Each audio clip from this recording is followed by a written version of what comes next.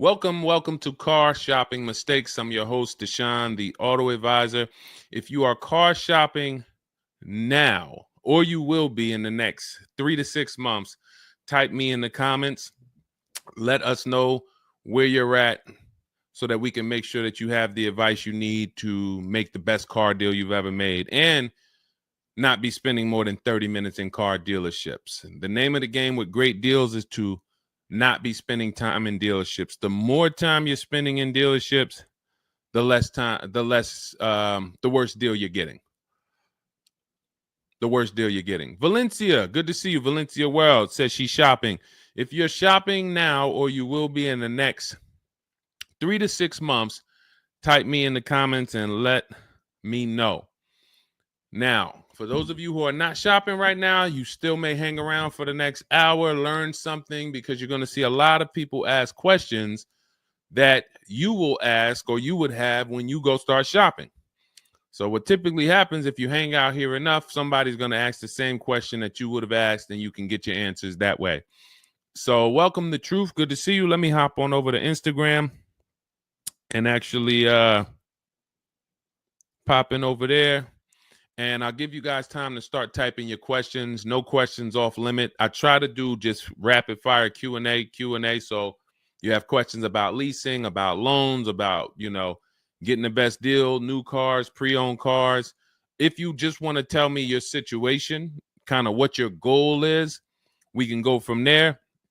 And that's typically how we run it here. So let's see. I'll give you guys time to start typing. Once we get the first couple questions coming in, Dolan will start to bring them into the show. And we'll go from there. All right, I'm just sharing the show. Shout out to the sharers. And before we even start with the questions, I want to talk about the mistakes that I see people making. Let's really start out with the mistake of this leasing versus buying. I'm so happy that over the last 3 years, who was taught never lease a car? You were taught or you heard never lease a car. I could not be more happy that we have been helping people get their first lease for the last 3 and 4 years. The financial advice we've been listening to concerning leasing has cost us thousands of dollars. I was going to lease a car next week. As long as you get 5 offers, cool money. As long as you get at least 5 offers, you're good. See, people are out there paying. There's a couple ways that you can get a car. You can buy it new, you can buy it pre-owned, or you can lease it new. When you lease a car, you're leasing it brand new. So if you look at the financial parameters, you ask yourself, if I buy a new car, how much will it cost me? Now, I want you to use this rule. Every $5,000 is about how much per month. This is not for the new people. If you're new here, type the number 1. Let me know you're new. You've never been on the show. I don't expect you to have the answer to this question. But if you've heard this before, then every $5,000 is about how much on a car payment. You may have seen this in my video. You might have seen this on a show. This is a principle we teach. I want you to lock this into your head forever. Let's see if anybody knows. Or we got a bunch of new people. Michelle's new. I see you. Cool Money's new. DJ Furious. Okay, I see you. Sandra Bonds on Facebook. You're new. Okay, a lot of new people checking in. We're live on YouTube, Facebook, Instagram, and TikTok. So if none of you know, I want you to remember this. Every $5,000 is about $100 per month. Good to see you, Digby, on TikTok.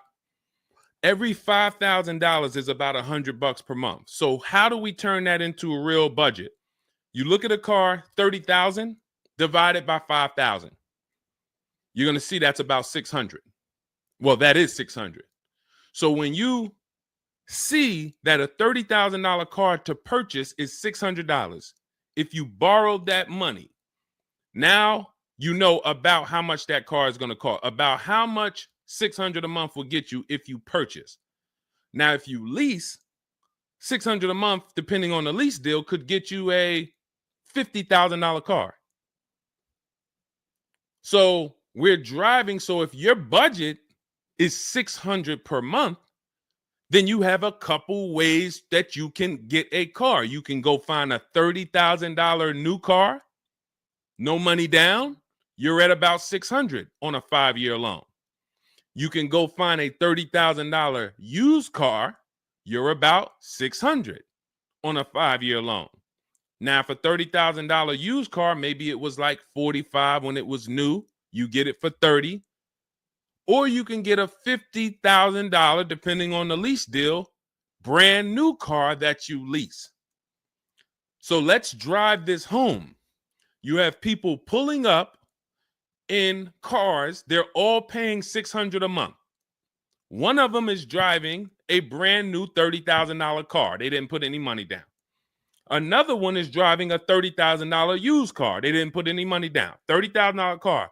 Another one is driving a $50,000 brand new car. They didn't put any money down. Who's getting the most value? In the short term, it's the person driving the $50,000 new car. It's nothing you can say about that. It's no like, well, it depends. Nope. $50,000 brand new car, $30,000 brand new car, $30,000 used car. The person driving the $50,000 car at $600 a month is getting the most value, hands down. Now, in the long run, where do the people who buy win? That's where we talk about the 8-year rule. That's why if you're buying your cars and you're keeping it 8 years, you should be purchasing, not leasing. 8 years is when you win. So that's where I wanted to start at. Let's start, like, tear down this bad information you've heard and you've believed about leasing. And I see people asking, we got a lot of questions coming in. I see you, Jaguar Music, on Instagram. I see you, Cool Money. I see you, we got quite, I see, hold on. From what I can see, we got like 4 or 5 questions waiting. So Dolan, you could bring in the first one. Type your questions in, anything you want to ask. If you want to ask about leasing, I saw someone asked about bad credit. What about if I have bad credit? What about mileage with leasing? Just start typing those questions. We'll bring them all into the show and we'll get to them one by one. Is that true for someone that went into bankruptcy? Okay, so if you came out of bankruptcy, your goal should be to rebuild your credit as quick as possible. Right now, your credit's blank. You come out of bankruptcy, your credit's blank. You have nothing there, and that's a good thing and a bad thing. It's easy for you to build. I've seen people come out of a bankruptcy and literally they have a 700 score in 1 year. They're going to go get credit cards. Just like if you're 18. If you're 18, you go get credit cards, you don't use them. Pay $15 gas, or you don't have a car yet. You pay $15, $20 a month for something, pay it off. You're going to have a 700 credit score. The more you don't use your credit, the more credit they give you. So when they see that you have the credit, $500 credit card, $1,000 credit card, you're not using it, credit score is high because your utilization is low. So that's what you should be doing. You cannot come out of a bankruptcy, just wipe your credit, and then go into the dealership and be like, okay, now I can get a car. You have no credit history. So the first goal should be, let me rebuild my credit as quick as possible, and you can do this quick. You can do this quick. Follow Shonda Martin. Some of you know Shonda Martin. She's on pretty much every platform we're on right now, and she's Road to 750 plus. Now you got to let me know. Can you wait and build your credit for 3 to 6 months? Can you start to get some type of credit history? Or are you in need of a car right now? In which case you have to get a car with bad credit or no credit. Because if you don't have anything on your history, that's technically no credit, which is bad credit. So, okay, you need something ASAP. Okay, so what you should be doing, and again, if you don't have good credit right now, you should be buying the smallest car you can with the lowest payment. I got into the car business 2006. I was 22. I've been in and around the car business since then. So what is that? Almost 20 years now? The mistakes come from 2 things. You don't know what to do. A lot of the stuff I'm going to say, oh, I didn't know I could sell a lease, Deshone. Oh, I didn't even know I could sell a car if I don't have the title. It's not paid off yet. I thought I had to pay it off to sell it. Deshone, I didn't know every dealer, every, Toyota dealer has a different price. I thought they were all the same price, like the Apple store. All of that is you didn't know. Oh, I didn't know about leasing. I thought it was this. I thought it was that. I had misconceptions. All of this stuff has cost you thousands of dollars. That's you not knowing. The other problem is you know and you don't do, because now I'm going to make sure you know. So once you know, it's your obligation, or it's up to you if you're going to do. So if I have bad credit, I'm looking to rebuild my credit. I need a car right now. First thing I'm doing is asking myself, in my book, Cars from Home, first step is how many years you're going to keep the car. Because we need to determine, are you going to lease or you're going to buy? Are you going to lease or you're going to buy? You don't determine that based on how many miles you drive or, it's the 8-year rule. Are you going to keep the next car 8 years? Who keeps their cars more than 8 years? Type K. Because you're buying what we call keepers. If you're a keeper, Deshone, every car I buy, I'm keeping this thing 8, 10 years, 12 years. When the transmission goes out, I go and get another transmission. I see we got keepers. Shout out to the keepers. Michelle, we got Chantal. Who are the keepers? Sandra Bonds on Facebook. I see you. Where are the keepers at? K Mathis on Instagram. Keepers. These, you should not be thinking about leasing. Who's the keepers? See, we like to make this clear. Lon, I see you. Kara, keeper. All right. You need to be very clear, because people be like, Deshone, you talk about leasing a lot. Should everybody be leasing? No. Everyone who's not keeping their cars 8 years should be leasing. And if you don't have the credit to lease, your goal should be get the credit to lease. But so the first question I'm asking you, if I have bad credit, is how many years am I going to keep this car? Now, to those of you because if you don't have bad credit, or if you don't have marginal credit, somebody is going to have it. There's a lot of people getting hit in this economy, and they're going to have credit challenges and need a car. Why is this important? Because let's just say I don't have good credit, but I'm a keeper. That means I'm not thinking about leasing. I'm looking to get a car that I can keep for 8 to 10 years or more, and I don't really have good credit right now. No problem, because the goal is find the best car for the best price, and then I'm going to get a loan, and I'm going to pay more for that loan because my credit is bad. I still need to get a great price on the car. We got to talk about that. Separating the price of the car from the loan. Some of you are savvy and you understand this, and some of you just mix these things together. But when it comes to getting a high interest rate because I have bad credit, as long as I get a good car, once my credit is better, what can I do with that loan? So let's say I got a great price on a car. I got a car, it's going to last 10 years. It's perfect, but I'm paying 21% interest. So I'm going to fix my credit, work on my credit. And then once my credit is good, I still want to keep this car. What can I do with this loan? Refinance. That's a simple fix. But if you don't realize that you're a keeper, then you're going in and you're getting a bad car. 6 months, a year down the road, 2 years, the car's having problems because you didn't take it seriously that you needed a long-term car. So not only did you mess up the plan because the car is going to start having problems, now I got to see, do I want to fix the car, or do I want to, I got to make the payment, now my payment's due, but then the car's having problems. All of this can be prevented. And you need to know up front what your goal is. But if your goal is to lease, Deshone, I'm not keeping cars 8 years and I don't have good credit, you should be buying the smallest inexpensive car you can that you can get a loan on. $10,000 car, go drive it for 2 years, make your payments, and then switch into a lease. If you're driving a car, if you're buying a car to keep, then you can go and get a nice car, get the most car you can afford comfortably. You're going to have a high interest rate, and then you refinance that car when you actually get, your credit up. So this is all in my book. My digital book, Cars from Home, breaks all of this down step by step. Whether you have good credit, bad credit, how to know when to lease, how to know when to buy, new car, used car, you drive a lot of miles. I have plans in there for everybody. It's a digital book. It's 5-star rated. Thank you to everybody who went to Goodreads and reviewed the book. You can get a copy of the book. It's normally $97. You can get it as part of my launch offer for 75% off. That's $24. It's for 2 hours. So as long as you get there, go to my TikTok bio, my Instagram bio, the YouTube comments or the Facebook comments, click that link, and you'll see $24 for 2 hours. Once that, as long as you get it before that, you got it for $24 instead of $97. And you can have everything step by step. So you're not worried about, I'm trying to remember all of this. You can watch the replay on YouTube too. But all of this is everything I'm teaching is part of a plan. It's not me winging it. This all comes out of my book. All right, go ahead, Dolan. Bring the next one up.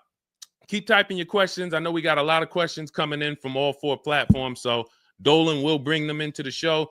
Just keep on typing. What is considered marginal credit? Now, this is going to depend on what you're trying to achieve. I like to see all right, who's a homeowner?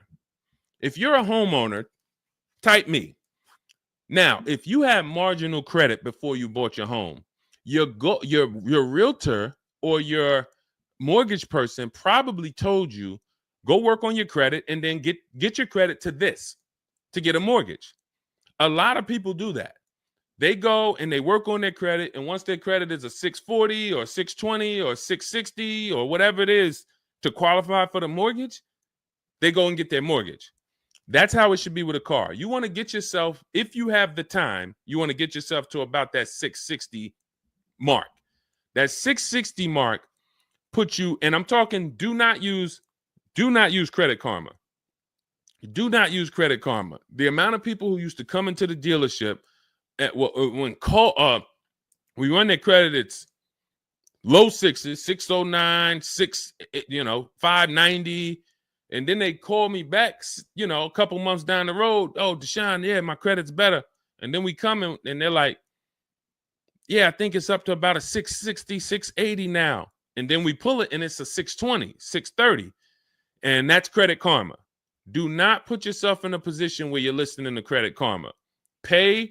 You can go to Google and you can type in, get my FICO scores. You want your FICO scores direct from the credit bureau.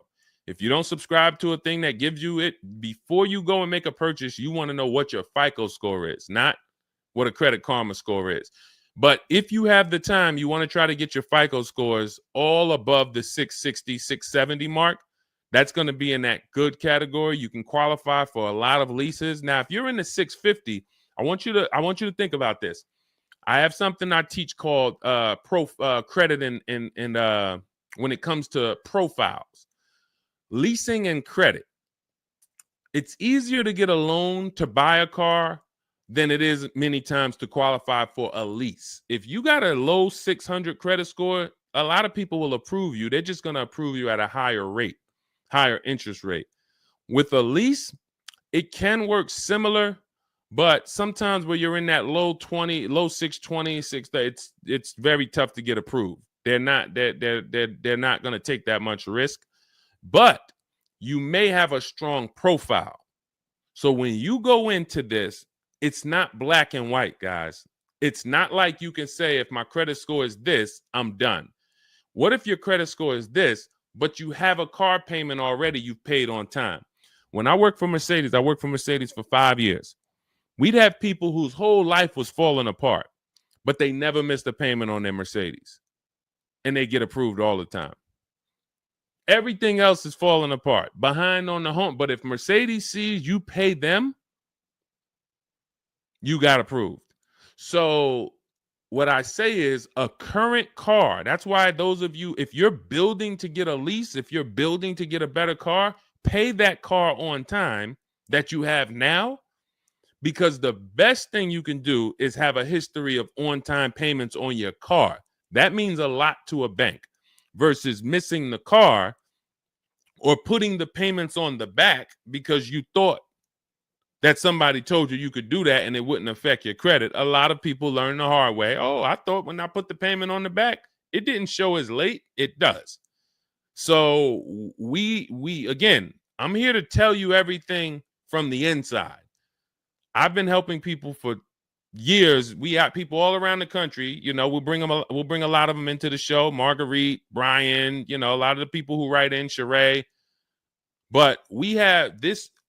I'm telling you from the inside, not from your perspective. I'm not like the public, and it's like, oh, this guy this guy must have really learned about buying cars because he's teaching. No, I'm from the dealerships.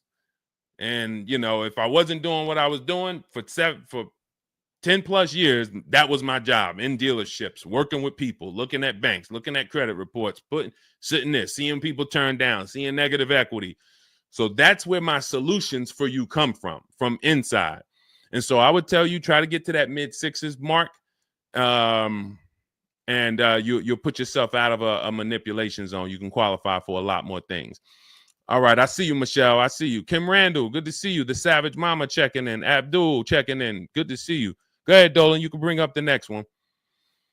All right. Shout out to Dad. Y'all running the likes up on TikTok. Thank you so much. Thank you to everybody who's double tapping the screen. We appreciate you. Can you talk about putting money down or not when purchasing a car? So important. Listen, this is a good one. This is a good one. I don't know who asked this question, but this is a good one. Can you talk about putting money down or not when purchasing a car? So here's how you want to make sure your down payment never gets taken if you are purchasing a car. You must separate your monthly payments from the price of the car. You make the mistake sometimes of going in and saying, what's the payments on that car? Who's ever said that?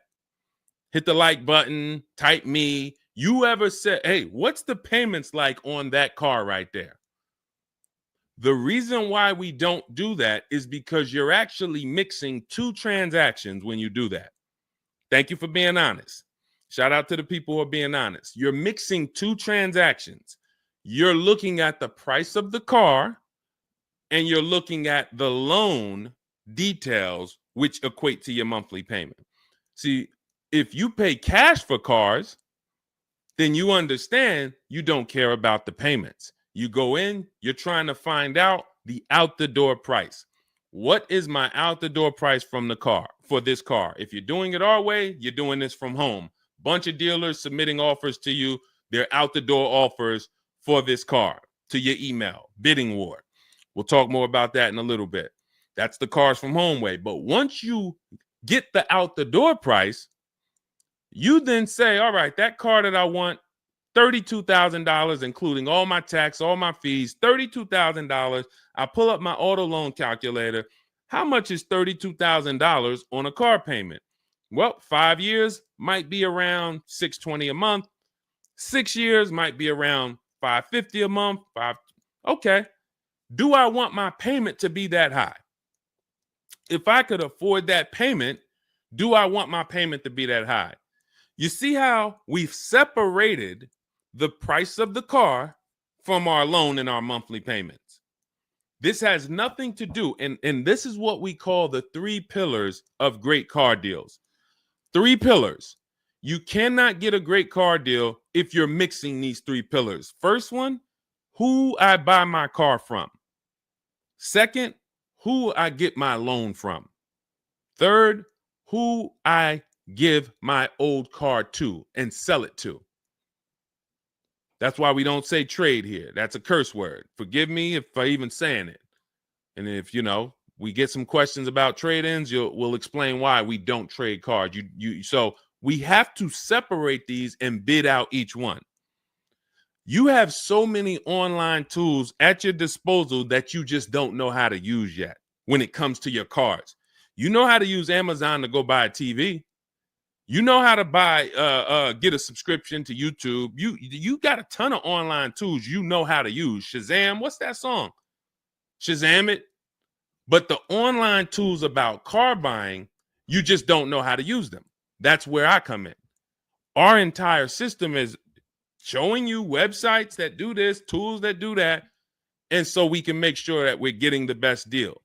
So the only way you're going to make sure you never lose your down payment is you have to separate the monthly payments from the price of the car. If you go in and say, hey, how much is that payment? The car salesman says, well, how much can you put down? Well, I don't really want to put any money down. Well, all right. If I had to, I guess I could put down like 3, 4 max though. But I'm trying to be at like $600 a month. You're working your loan out with them. That's a loan. And let me tell you how. Let me show you why you can know you shouldn't be mixing these transactions. There's big money in all of them. There's a ton of people who want to sell you a car. There's a ton of people who want to give you a loan. They don't sell cars. Let me say that one again. There's a ton of people who want to give you a loan. They don't sell cars. They want to compete for your loan. That should tell you there's a lot of money in the loan business. Then there's a ton of people who want to buy your car from you. Your car you have now. You're the one you're like, well, I just normally go trade the car in. Well, how many offers are you getting when you trade the car in? Well, I usually just get the one from whatever the dealer says he's going to pay for me. Okay. So there's a ton of people who want to buy that car from you. They don't care about selling you a car, and they don't care about giving you a loan. So when you buy a car from a dealer and you give them your old car on trade-in and you get your loan from them, you just gave them 3 transactions. You did 3 transactions with them in one. Do you see why it's impossible for you to get a great deal doing that? Type $signs if that makes sense. Who's locked in? Because I know sometimes we only got a couple people that be watching. Some people, man, you're cooking dinner and you're like, I hear you, Deshone. You're not gonna save $5,000, $10,000 like my students, and you're cooking dinner and you're just trying to listen in on the side. Look, you're not gonna get this. Look, person got a Kia $439 a month, $35,000 car. Look, save probably $6,000 off the car. Melissa, $12,000 that she got from Carvana. Let me just read something from people who are locked in, so you can, maybe this will inspire you to get locked in. All right, this is Melissa. 4 days of leasing like a boss. That's our system we follow for getting our leases. Started with a Kia Telluride as first choice. Quotes for 36 months, 15,000 miles a year. Ranged from 642 to 653. Went to a Honda Pilot. Ended up getting quotes as choice B from 616 to 713 after contacting every dealer in North Carolina. She did this from home, right from home. She got after contacting every dealer, the dealer I ended up leasing from originally quoted me 719, came back at 616 in 3 days with 0 due at signing. This is on a, where's her car at? I can't see. Hold on, 616. Oh, that one wasn't clear. All right, here, let me read this one. Thanks so much for these resources. I read the entire book last night. Already been underway trying to put my deal together. What a great book. I have my quotes together, and now I'm ready to take the next step with the calculator. Big fan of your channel and the resources. However, when we shop for 12,000 miles per year, do we adjust to 15,000? So these are people who are taking action on a plan. So when you see the plan, there's going to be different results. If you're out here winging your car process, oh, I hope I did this. Oh, shoot, I thought I watched the Instagram video. They told me don't say that. I shouldn't have told them I had a down payment. You're not going to get it. You're not going to save $5,000 or $10,000 on your car payment, on your car transaction accidentally. You don't just slip into that. So lock in and grab this lesson now. I need to separate my transactions. Who I buy my car from is one transaction. I'm going to bid it out. I'm going to give a bunch of people an opportunity to sell me this car. If I'm looking at a used Toyota Camry, I want to see every Toyota Camry within 150 miles, and I'm going to narrow it down, and I'm going to pick the best one, independent of my loan. My loan is a whole nother story, because when I shop for my loan, I'm going to do the bank bidding war where I can have multiple people. I don't even want to mention that without telling you about it, because it's like, whoa, what's the bank bidding war, Deshone? Okay, so you can have multiple banks and credit unions compete for your interest rate in a small period of time, and it's going to weigh on your credit score like one hard inquiry. Like one hard inquiry. Mamba Mentality, I love the name. I love the name. Why can't I do a super chat? I don't know. Yinka, good to see you on Facebook. IB Johnson. On one hard inquiry. So let's just say, and so when you get your loan, how do we know that 5.2% interest rate was the best? How do you know that the 7.1 interest rate was the best if you have no other offers? And what we've been used to is we're just going to go with our bank. We're going to go with our credit union. We're going to go with the dealer's bank. Why? We're going to make these people compete. And when you do this, when you do it this way, you can have people compete in a short period of time and get multiple offers on your loan without it affecting your credit score. But it has to be done in a small window of time. Now, if you Google it, rate shopping, it'll say between 14 days and 45 days. You do it our way, it's going to take you 48 hours. And you don't do this until after you find your car. After you find your car is when you do a hard inquiry. You let these banks and credit unions compete for your loan. And again, you notice I've already found my car. I already got the best price on that car right there at ABC Motors. I got that thing on hold. Don't pick up the car the same day. As much as they're going to ask you, hey, you want to take it home today? You want to take it home today? No. If I take it home today, when do I have time to go shop my interest rates? I'm not taking it home today, but let me get my buyer's order with my numbers on it. Let me go home and let me actually do my shopping for my loan and my interest from home. And then if you can actually beat that rate, it's a competition. But because you didn't know that you could let multiple banks do this in a short period of time, you're only going to your bank. You coming back with a 6.49. Well, I guess that's good. What if somebody could get you a 5.49? Do you know how much a difference between a 5.49 and a 6.49 is on a loan?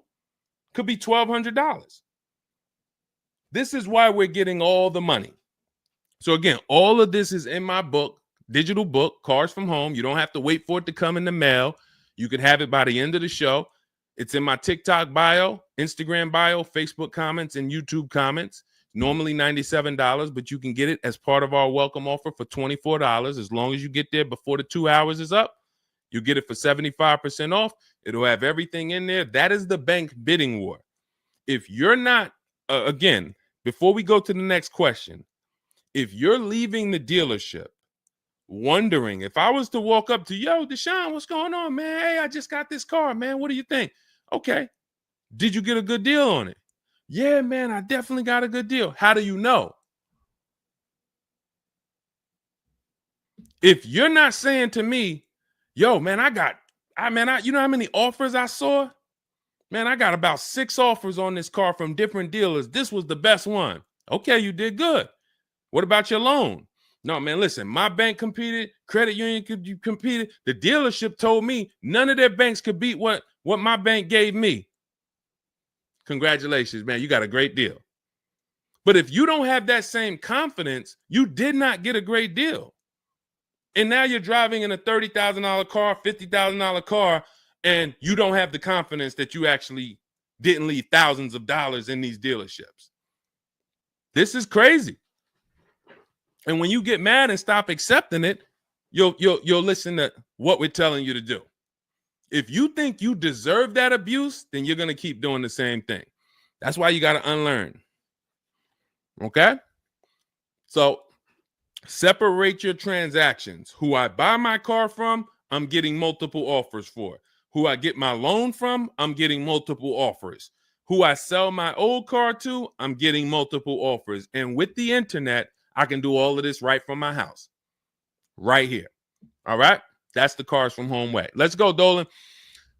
All right. Keep typing your questions. I see you, Mamba Mentality. I see Mamba Mentality got a lot of questions. Samante Love, good to see you. Jay Bass, good to see you. Yep, Jay Bass. Separate transactions. Exactly. D So Chill on TikTok, good to see you. Lisa on TikTok, good to see you. Hector Ruiz, thank you, Hector Ruiz. Shout out to the sharers. Shout out to the sharers. I always got to take time to shout out the sharers. We can't do this without you. All right, how can I schedule a consultation with you? Also, does it make sense to lease a pre-owned vehicle? So let me answer the bigger part of the question first. Most leases are going to be brand new. There's only been a few manufacturers that have tried to do a pre-owned lease program. Lexus tried it. BMW's tried it. And there's certain brands that can technically lease a used car. The reason why I don't like it is because it's not enough of a wide stream. It's not enough of a mainstream program to create competition. And if you can't create competition, then you don't know if you're getting a good deal. If you walk in to lease a brand new car and you're walking in and again, we don't do this. We never sit down in a dealership. We're there to test drive only. We're never talking numbers. But if you are doing it the old way, you're going to go in and then you're going to get a bad lease deal presented to you. And they'll say, well, I could lease you this 3-year-old one and it'll save you like $150 a month. How do I know that's a good deal? It might be affordable. And sometimes you confuse affordable with a good deal. It's not a good deal because you could afford it. I want to let that sink in. We confuse, you know how many people I watch get a horrible deal, but they go home and they're like, yo, man, they got me to my payment. Bad credit usually. A lot of people with bad credit will brag about yo, man, you got to go see Joe, man. Why do we need to go see Joe? Man, he got me in a car. Nobody else could. All right, let's look at the numbers. Dag, you're paying 24% interest. You know this is an 8-year loan? You know this is an 8-year loan. Oh, nah, I just, listen, man, Joe, you sending all your friends to Joe.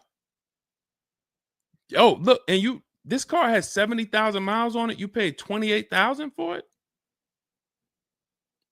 See, because they got you to a payment you could afford. So you thought, good deal. Now, I go into a Bentley dealership right now. Bentley's $300,000. And they say to me, we'll give you this Bentley for $150,000. So they give me somebody offers to give me a $300,000 Bentley for $150,000. 50% off. We're going out of business. Take it. Can I afford it? No. Is it a good deal, though? Is it a good deal? $300,000 Bentley, half price, $150,000. Many people, you don't have that in your budget to go and bring $150,000 dropping on a car. Now, if you want to do a business thing, go buy it for $150,000, quickly sell it to another dealer for $220,000. Okay, that's what we would do. But I'm not talking about that. I'm talking about just you alone. Affordability does not equal deal. A deal is a deal whether I could afford the deal or not. And the only way we know a deal is to actually get multiple offers. There's no other way.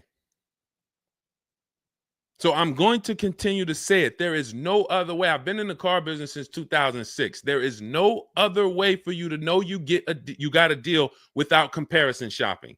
Same way if you walked into a grocery store and there was only one, you walk into the Dorito factory. There's only Doritos everywhere. No other competition. They sell them for $7 a bag. There's no competition.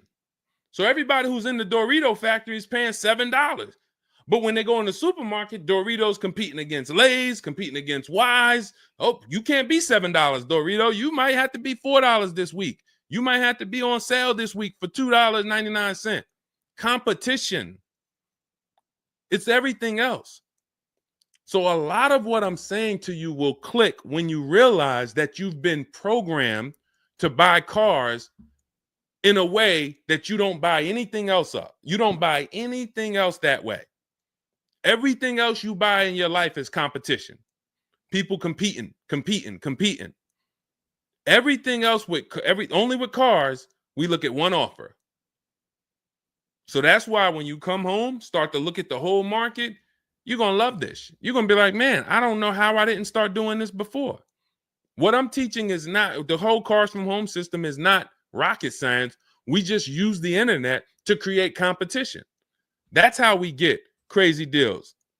That's how you see Alex graduated, was able to get a new lease for my partner, sold his old car to Carvana, bid that out. Notice he didn't trade it. He didn't say I traded in my car. I sold my old lease to Carvana, old 3,500. He got 14. That was his highest bid. Went test driving, got a 2025 Hyundai Tucson, got a 1.3% lease deal, no money down, $42,500 car, $580 a month, and that's a 1.3% lease.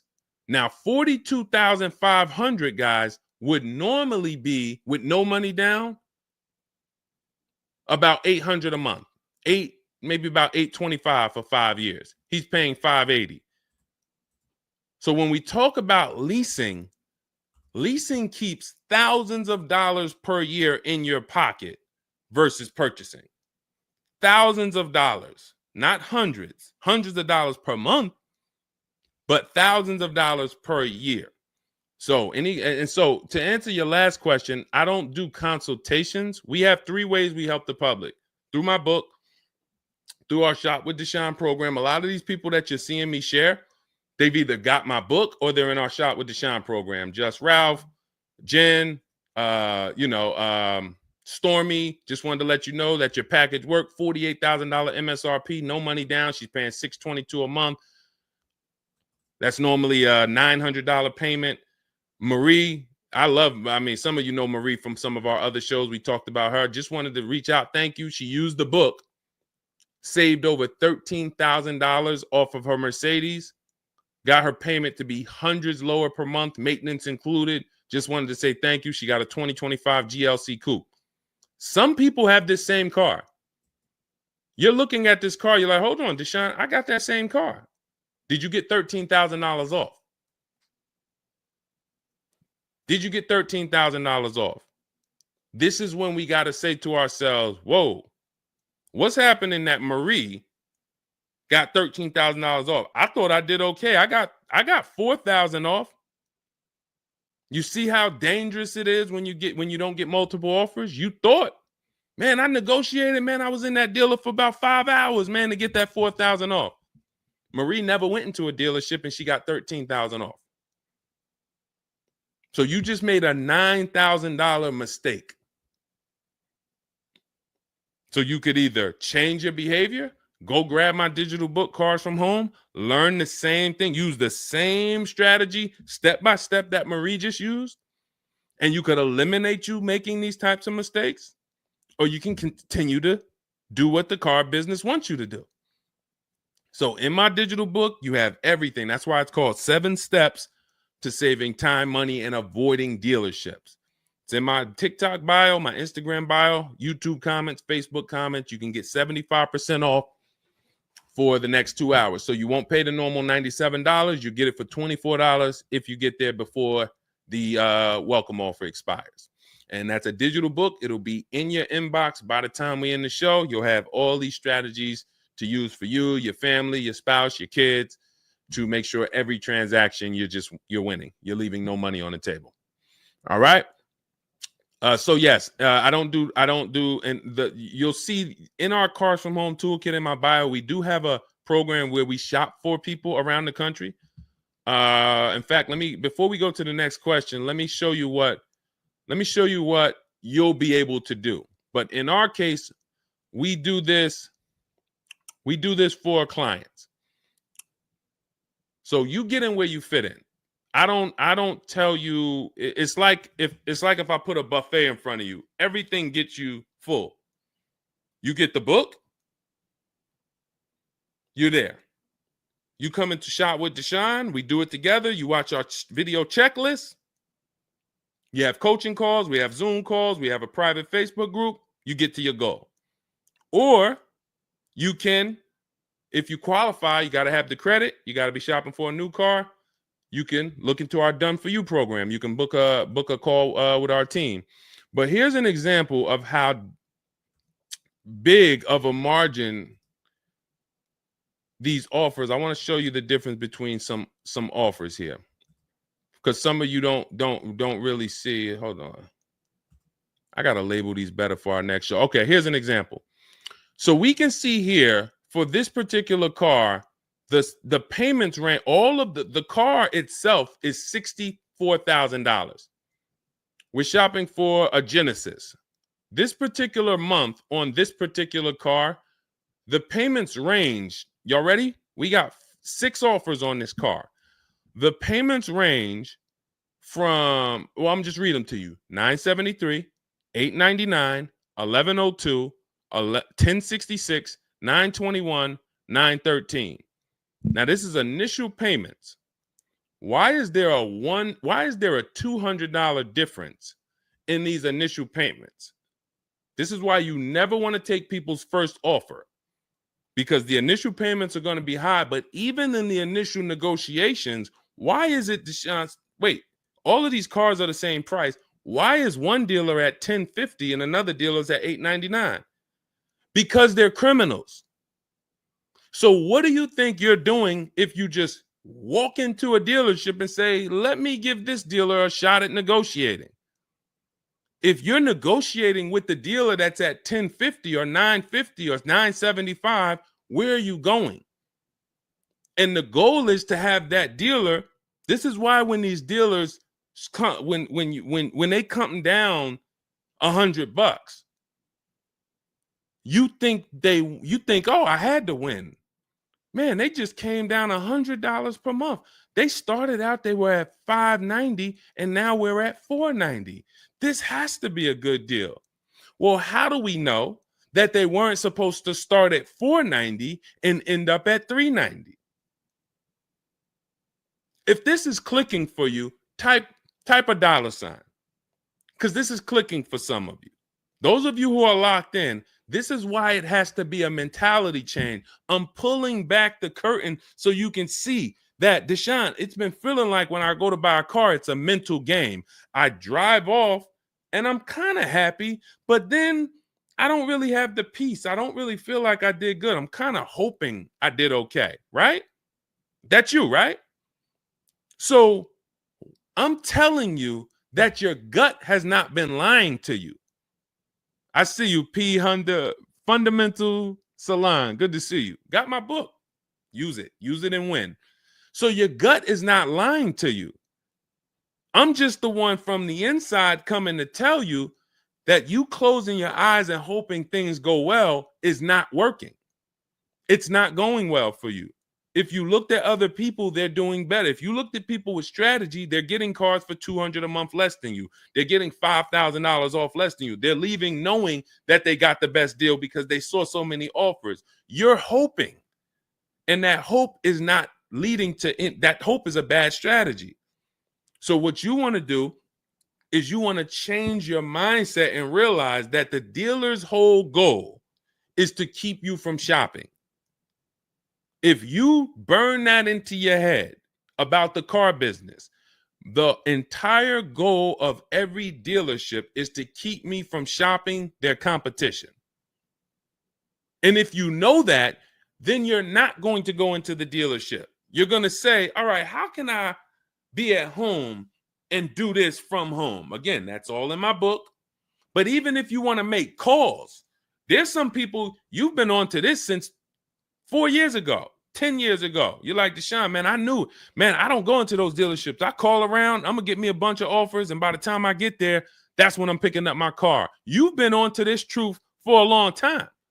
Some of you, I'm not telling anything new. Some of you, you're like, whoa, I didn't know that really. I thought that it was all about going in and just negotiating. No, because 80% of dealers are never going to give you what we call a below market deal because they got too many other people walking in that's willing to pay a higher price. So you have to find the dealer who is going to give you that low payment out of the whole market. That's why this is a bidding war. And when you start to do this, you're going to be like, yo, why does it seem like this is kind of fun now? I kind of enjoy this. Is like a game. And you're the prize.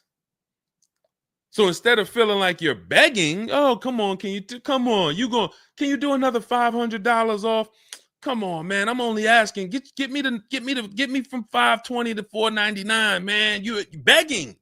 So instead of begging, you got people now competing for you. Whole different story. That's what we want. That's the transformation we want for you today. All right, let's go. Dolan, next question. All right, Fundamental Salon, I see you. I see you, Jay Bass. I see you, Randall Pine Straw. You got the number 3 gifted badge. Thank you. Y'all lighting up the lights on TikTok. Thank you so much, Monica 9300, BKS Aggie, Timothy Garces, Drew Saberton reposted the broadcast. Thank you so much. Shout out to everybody sharing this. What about military personnel? What's the question? Just rewrite that question because I don't know. What's the question? I know what about military personnel. I don't know. Are you asking about military rebates? I don't know. So just kind of give me a full question, and then I'll be able to give you a better answer. Hello, I'm planning on purchasing a 2025 Escalade. Any negotiation between the MSRP and the invoice? Of course. Now, if you walk into a dealer and you say something like that, what is the dealer going to say? So let me ask everybody who's watching. We're live on Facebook, TikTok, Instagram, and YouTube. If this person casually walked into the dealer and said, hey, is there any negotiation between the MSRP and the invoice? What do we think a smart dealer is going to say? Not an honest dealer, a smart one. Thank you, Sassy. No. No. And you know what's crazy? They're going to say it in a way that makes you believe it. So if I put my car salesman hat on and I switched it to kind of for myself, this is what it would sound like. Or is there any negotiation between MSRP and invoice? Not really. On these cars, I mean, we don't even have a lot of them. A lot of people are trying to get them now because the tariffs are about to hit. And even though this is an American-made car, some of these parts, they're produced in Mexico. So there's not, we really like to, a lot of dealers are selling them over MSRP. In 10 seconds, I just took you to, whoa, but can I get MSRP though? See, that's why I'm never training you to go in and negotiate with people that negotiate every day, 3 times a day for the last 10 years. You're just not going to be a match. You might negotiate office furniture. Yo, Deshone, I do office furniture. A car salesman couldn't come in and negotiate with you on office furniture. But you can't go into a car sale and negotiate with car salesmen because, again, the psychology, we just know every question to ask, everything to say. It's a mind. And so some people use it for good and some people use it for evil. And so how do we find out what the discount is on the Escalade? We talk to multiple Cadillac dealers. Now, if you're doing it our way, in my book, I have scripts that I wrote for you. It's all by email. So there's a reason that people can actually go in, use this book, use these scripts, and come out with great deals. This is Trey. Trey got 3 cars using our system. He says, my son was in the market in 2025. He just got a 2025 Blazer. He said, I started sending emails in the wee hours of Tuesday morning.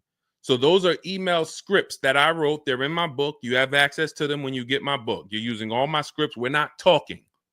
We're not doing any of this by mouth and saying, oh, I got to remember What did Deshone say? Don't, oh, I didn't want to say that. None of that. There's no room to make a mistake. We're just typing, copying, and pasting. He says, emailed 25 to 30 dealerships, got 8 offers, closed the deal in 2 days. 2 days. So some of you, you're like, Deshone, I need a car in like 2 weeks. No problem. Trey got his in 2 days. So once you start this process of engaging with the dealers, you'll get a car in 3-4 days if you're slow, because that's the way it's set up. So he gets a $56,000 car. He closed the lease at $560 a month on this Blazer electric vehicle. $560 a month, first month's payment due at signing. That is a $56,000 car. And he's gotten 3 cars. He said his first one with our system was 2.5 years ago. He leased another vehicle for his daughter last October, and now he just got his son's lease. 1.5% lease, a 1.33% lease for his daughter, and a 1% lease for his son. So if you're doing it our way, you're sitting at home, you're getting multiple Cadillac dealers to compete by email, and then you're going to see, oh, this one's going to take off $2,000. This one's going to take off $5,000. These 4 are taking off nothing. This one, he's charging $3,000 over the list price. Oh, here's the winner. They're taking off $5,000. That's the best offer. Now, sometimes you get a deal like Sean, and we never know when the bottom is. And let's take this Genesis. Perfect example. This is a 2025 Genesis GV80. As you can see right here in writing, if you're on TikTok, you can't see, but if you're on Facebook, YouTube, or Instagram, you can see. You can see, let me just take that comment down real quick, Dolan, so I can show the discount at the bottom of that sheet, please. Just snatch that just for 1 second. Look at that. $8,469 off retail price. Brand new 2025. Okay, you could put it back up, Dolan. Thank you. So when you look at that, this is the lowest offer of multiple offers. Maybe $8,500 is the best discount on this particular vehicle. But when we go to Sean, let's go to Sean. F-150 Lightning XLT, $73,000 vehicle. What's his discount? $21,000. Look at the dealer discount and look at the rebates. And every dealer is not going to tell you the rebates. Some dealers will not be honest with you about the rebates. They'll hold some of them or they'll hold all of them. When he got all his offers, he saved $21,000 off the price of the car. So how do we determine, to answer your question about the Cadillac Escalade, what's the discount between MSRP and invoice? We don't know. Could be the best discount could be $3,000. The best discount could be $5,000, could be $10,000, $12,000. We don't know. And because you don't know, you cannot negotiate. If you knew that the best discount you could get on a Cadillac Escalade was $8,000, you knew that, then it would be easy to negotiate. I'm just going to go on. All right, man, come on. You're at $6,000. Nah, man, I want another $1,000 at least. I'll let you keep the last $1,000, but you got to get me to $7,000 because you know the bottom, $8,000. No car that we go in to get do we ever know what the bottom is. So what you're doing is you're feeling for the bottom. But if Sean thought $10,000 off was the bottom for his F-150 Lightning, then he wouldn't have got $21,000 off. That's the danger. So when I say to you, you're leaving $3,000, $5,000, $7,000 on the table, you can't say to me, Deshone, no, I'm not. Because I get so many offers, man. I know I'm not leaving money on the table. You don't know you're leaving money on the table. I got $8,000 off my Infinity truck I got when I leased it. How do I know that was the best offer? Because I had 7 other offers. I had 7 other offers of Infinity dealers that I went back and forth with by email. This one giving me $3,000 off. This one $4,000. This one $6,000. This one $6,000. This one we'll do $8,000 off. You got it. You won. Took me 60 minutes. This is where I want you to get new cars, used cars. You're making your deals from home. You're the prize. You're going into the dealership to pick up your car, man. They like, man, you sell cars? How'd you was like quick, man, that you kind of knew what this was quick. Car salesman going to love you because you didn't waste their time. You didn't tie up 8 hours of their time. They're making deals with you in 20 minutes, 30 minutes. It's great for everybody, but it's mainly great for you. That's what we want. Okay, all of this is in my digital book, Cars from Home, 7 Steps to Saving Time, Money, and Avoiding Dealerships. It's not a mail book. It's a book. You can have it in your inbox in the next 5 minutes. Normally $97, but as part of our welcome offer, you can go to my TikTok bio, Instagram bio, click those links. You can go to the Facebook comments or the YouTube comments. Dolan has a link for you guys. You get 75% off. That's $24, but it's only for 2 hours. Now, if you visited earlier, some of you, I did a show, my last show, you might have visited the link and you missed the countdown. You'll see it's gone. So you want to make sure when you actually go there, even if you come back in a couple minutes, don't let that timer hit 0. Book's still worth $97. You saw Marie, she saved $13,000. So I think if Marie, if she was on the show, she would say, look, even if you missed the $24, get that book. Save me $13,000 off my price. All right. Corey Duncan, I'm just catching your comment on TikTok. Look, it works, y'all. I promise. Leased a car back in April after using his book. Got the best deal. You see what I'm saying? Like, and this is all over. It's too many people for me to pay. When I tell y'all, like, it's too many people. I pride myself on not can Deshone get great deals. Obviously, you guys know if I could sit on here and answer your questions for an hour and a half. Clearly, I've been in the car business since 2006. Clearly, Deshone can get great deals. But can other people? That's why I'm showing you other people. That's why I'm showing you Benita. That's why I'm showing you Kimberly got 20 grand off her Maserati when she got it. Zafrina got 2 cars. She got a car last year, got her Jeep Grand Cherokee, $66,000 car. She got it for $579 a month. And then she just got another car that she posted 2026. Not even a 2025. 2026s. It ain't even out yet. She got a Kia or just came out recently. Kia EV6, $76,000 vehicle. She got it for $742 a month. She leased it. Now let me just do some math for you real quick on how crazy a deal that is that Zafrina got on her second car. The first one's crazy too. They're both crazy. But let me just, here's how we judge a lease. We judge a lease by how much we're paying and how much car we get to drive for that payment. So the reason I created the 1.5% rule is for you to know you're paying too much money for a car you're giving back. The 1.5% rule tells us if we divide the monthly payment into the MSRP with no money down, it creates a percentage. And if that percentage is over 1.5 for 12,000 miles per year, we're paying too much. It's no value there. It's a bad value lease. Let's look at Zafrina's deal that she just got. She's paying $742 a month, and she got a $76,000 car. So let's say, go into our calculator, $742 a month, 36 months.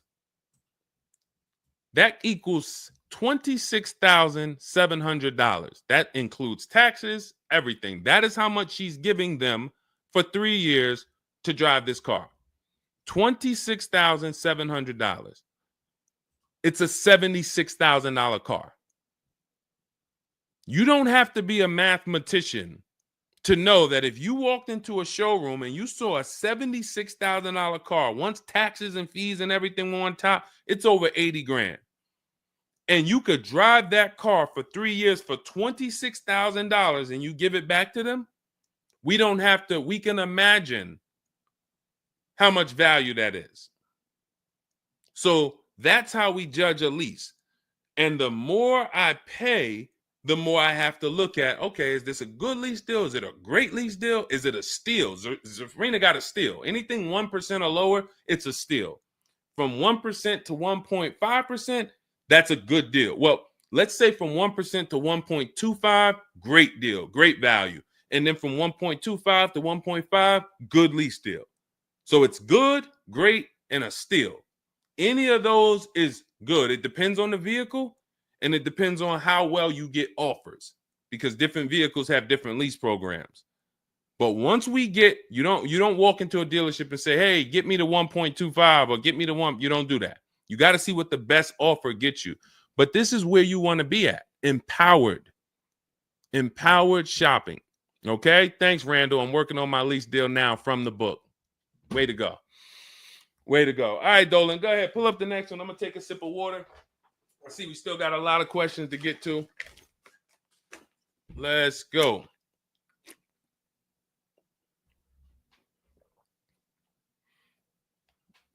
Mark is me. Good to see you on Instagram. Checking in. All right. Let's go. Does it matter if you email or call a dealership to find out the best price? All right. No. You just got to realize it's going to be different things that come with phone. The reason why. Okay. Who's a good negotiator? All right. Let me put it like this. Who's not a good negotiator? Let's be honest. Who's not a good negotiator? Type me. You're just not. It's not your thing. You don't really like confrontation. Not a good negotiator. Let's go. Who's going to be honest? Oh, we got a bunch of good negotiators on here today. Bunch of good negotiators. Where we at? Hershey. What's going on? Randall, Sassy. Who's okay.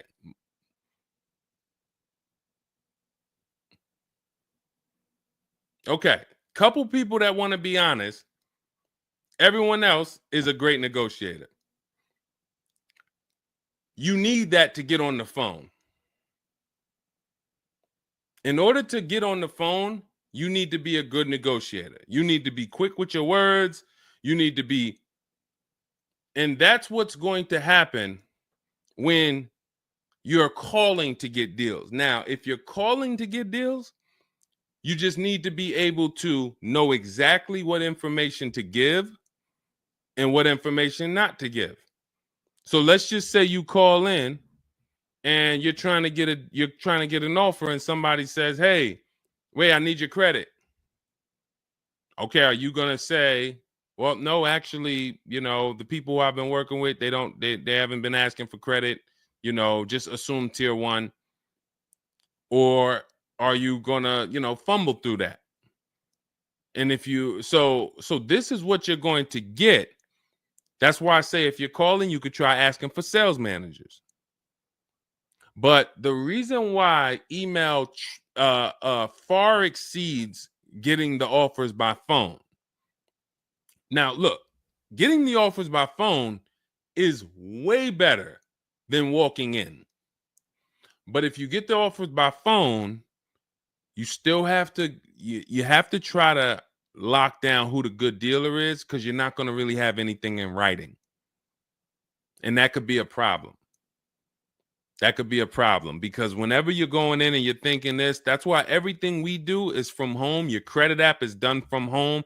If I'm talking to somebody on the phone and I feel like I done talked to maybe 8 dealers, I got 5 offers, and one guy, Matt over at, that dealership it feel like he's being honest. He's giving me the offer. He told me this is what your payment's going to be. It includes taxes. It includes everything. Or this is what I'll sell you the car for out the door. Okay, I'm doing the credit app online because I want all of that firmed up before I get there. I have a video we're going to put out soon about a dealer who we just experienced this shopping for a client, where the dealer put something in writing. And then when we did the credit app, or the client did the credit app, changed the offer. So when they changed the offer, that means they didn't want to do that offer to begin with. Oh, no, they didn't change the offer. They said the car was sold.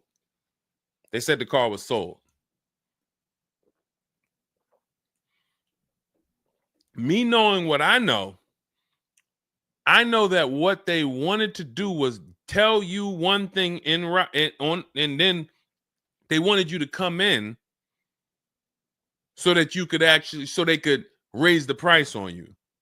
This is why we're not going in until we do our credit app online. And when I tell you we are doing everything from home, except the test drive, we are doing everything from home. We're not going in, all right, come on in, let's finalize this. No, we'll come in and pick it up. You can send me the credit application. I will email you my driver's license. I'll email you my insurance card, because when you do this, your deal is solid. If you're going in the dealer to finalize your transaction, the deal is actually not solid.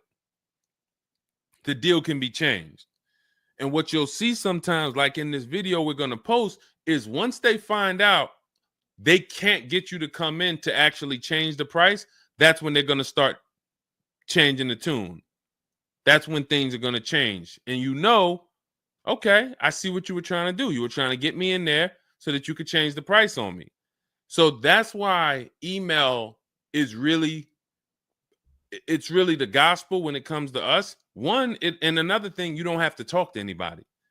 You don't have to remember what you're going to say. What's up, Robert Ishel? You don't have to remember what you're going to say. You don't have to worry about saying the wrong thing. When you're doing this by email, especially when you're using our stuff, if you have my book, my digital book, everything's in there. The scripts are in there. When they say, when can you come in? We have a script. When they say, hey, we only give quotes on for people who are in here, we have a script. When they say, hey, I don't have this car, but I might be able to get it for you. Are you open to that? We have a script for that. Everything, we have probably 50, 60 scripts. Everything they're going to say. So that allows us to have conversation by email. We're not just emailing. We're having, Marcus Me asked, I see a question about warranties. I got you. Hang on. Mark, we're not just emailing. We're having conversations by email. Big difference. Conversations by email move things forward. Oh, we can't do this.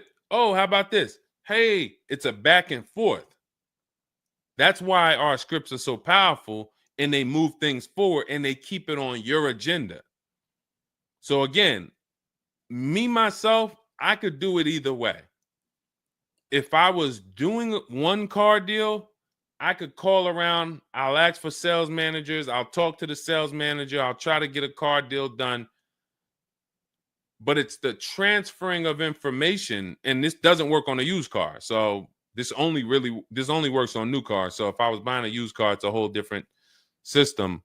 But another reason this isn't effective. What's up, Smitty? Hopping in on TikTok. Another reason that's not effective. Again, better than you walking in. I'm just being straight up with you. If you told me is that better than me walking in? 100%. Get on the phone. You will do way better on the phone than walking in. But compared to email, you ask me like email or phone, which one's better? Email crushes it because I can have conversations quicker. I have stuff in writing. I don't have to worry about not having something in writing, and I show up and I thought that it was this and then it's that, and then it's nothing I need to remember. Yeah, I think that's enough. I think that's enough. So again, in my book is all the scripts. And without you knowing what to say when they say this, then the conversation is going to move slower and you'll be typing everything manually. What should I say to them? All right, what should I say to this? When they say, "Oh, can I have your full address?" Okay. These are the things that you want to know how to respond to. Okay? All of that is in my book. But again, either way is better than walking into the dealerships. Walking into the dealerships is where you're going to lose. All right, go ahead. Next question. Kevin Carroll, Jamie Rodriguez. Good to see you. How do we apply for a soft credit pre-approval? You have to find a bank or a credit union that does it. If your bank or credit union should be the first people you ask, can you get a soft credit pull pre-approval? Because the soft credit pull pre-approval doesn't start the rate clock, doesn't start first of all, the rate clock starts at the hard credit pull, which means your credit bureau, Equifax, Experian, TransUnion, they're looking now and saying, okay, you have a certain period of time where you can do more of these to actually get different rates. But once that period of time closes, we're going to update your credit score. So let's just say you get that hard inquiry, and when it closes, your credit score drops 10 points. Okay. Had you gotten 3, it would have dropped 10 points.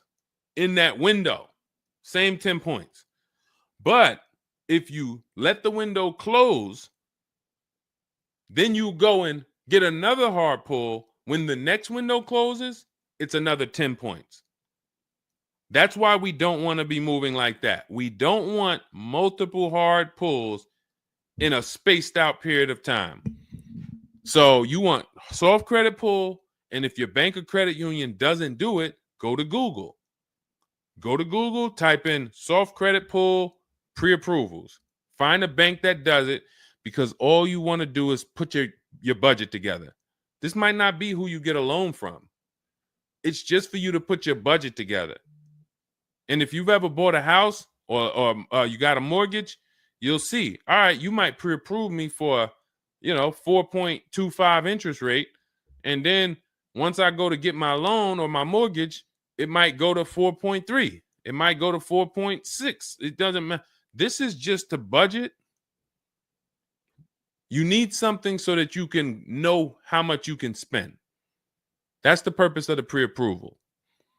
So it's no reason for you to ever give a hard credit pull. You are much better off just using the rule of every 5,000 is about $100 per month.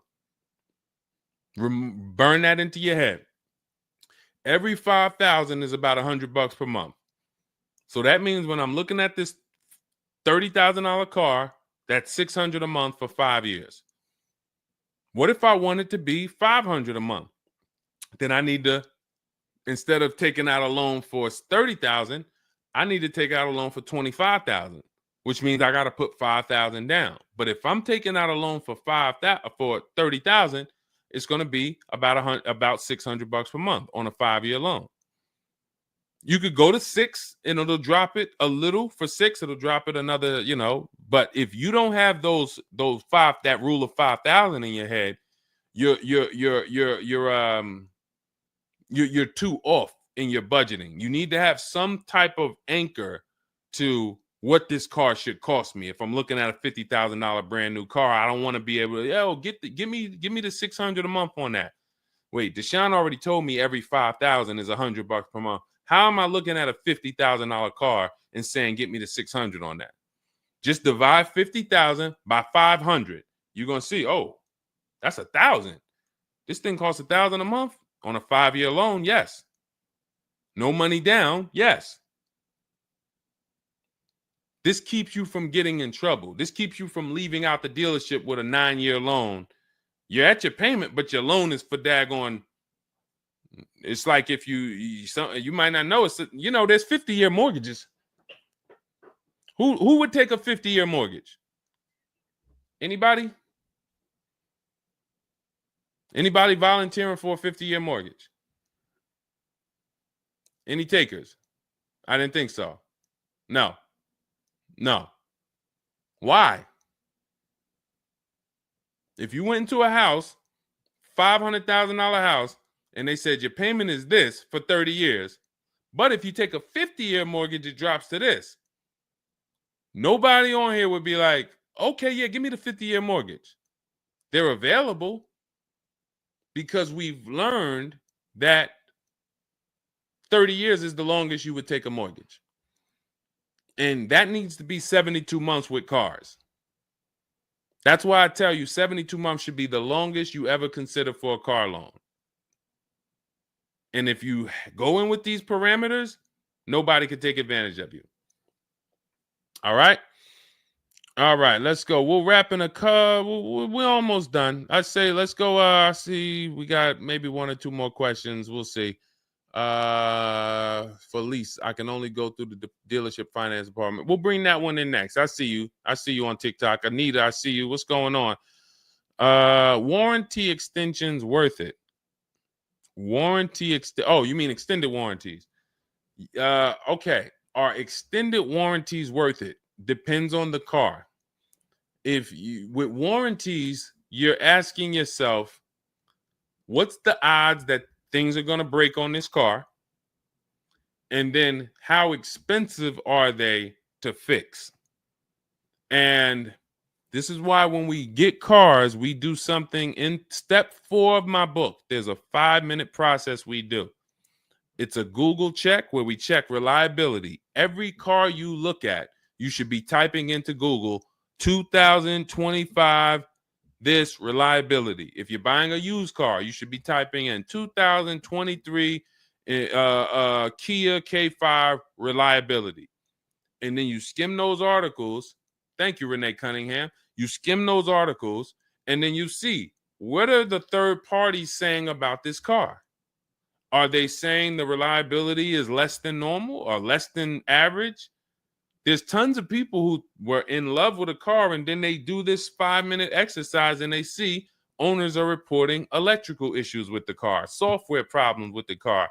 Owners are complaining about the infotainment system in the car. So this is what we call bad DNA. This is not something that when we buy used cars, you'll see in my book and you'll hear me talk about on the show. We screen down used cars with title history, service records, accident history. That's how we make sure it's a quality used car. Title, service records, accident history. But you could put all those things together, and if you got a car with bad DNA, it has electrical problems, none of that will fix it. So, Deshone, I did that whole search you told me, man. I did everything. I narrowed it down. I got a good car. I got the best price. But, man, the car is giving me problems. You skipped step 4. You didn't do that Google search I told you to do, right? No, I didn't, man. I didn't do it, man. I skipped that. That right there, now you got a great deal on a bad car. So the things I'm telling you to do take 5 minutes. Nothing that I have talked about on this stream takes 2 hours or 1 hour or 45 minutes. Shoot, I have my car in 60 minutes. I do the whole process in 60 minutes. So not one thing I have told you takes more than 15 to 20 minutes at a time. So this is a 5-minute exercise concerning this question somebody asks, are extended warranties worth it? So extended warranties cannot fix a car with bad DNA. You want to skip that. So once you find out, okay, I got a car. For example, there's certain Nissans, when you pull them up, you do you're going to type in the year, the make, the model, longevity. Going back to the keepers. Everybody who answered earlier, they're a keeper. You buy your cars, you keep them more than 8 years, type K for keeper. You don't lease. I don't want you thinking about leasing. But if you're keeping, you need to think about warranties. Just like people who lease don't need to think about warranties for the most part, unless they're a high mileage driver, they're getting a high mileage lease, they're not thinking about warranties. So if you're a keeper, you're thinking about warranty, which means you need to look at longevity. There are certain cars you're going to type in, do this exercise, type in the year, make, model, and the word longevity to Google, and you're going to see this car, owners report transmission problems between 90 and 110,000 miles. There's nothing you can do to change that car's DNA. Nothing. So yes, you can get one with good service records, good accident history, good title history. Nothing you can do to change the fact that that car has transmission problems from 90 to 110,000 miles. So once you do that exercise, that quick 5-minute check, then we can look at what's the cost of repairs on this car? Is it a Mercedes where when something breaks, it's $2,000? If it's a Mercedes and something breaks, and you can keep typing your questions. If you have a question on TikTok, nothing's off limits. So we got time for a few more questions, but you got to type them in for us to bring them into the show. So are we, once you know what cars, like give you an example, you got a Honda, you got certain cars, they're very inexpensive. Something breaks on the car, the parts are cheap, inexpensive. These are the cars where you don't need extended warranties as much as you need a car when you look at a car that has high cost of repairs. So what should you be typing in for the car you want? Cost of repairs. If you're looking at a Volvo XC90, Volvo XC90 repair cost. Where does it fall? You're probably going to land on an article that shows you the rankings of cars repair costs. If you see that Volvo and Cadillac and Mercedes and all Range Rover, Land Rover, they're up here, then you need an extended warranty. Because when one thing breaks, if you got a $3,500 warranty, it might pay for the whole warranty. One thing.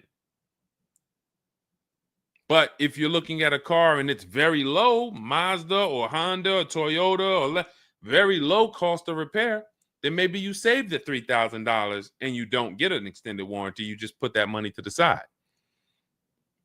So it's going to depend on the car. When I worked for Mercedes, if somebody was buying a Mercedes, I told them, go in there, finance department, buy as much warranty as you can afford.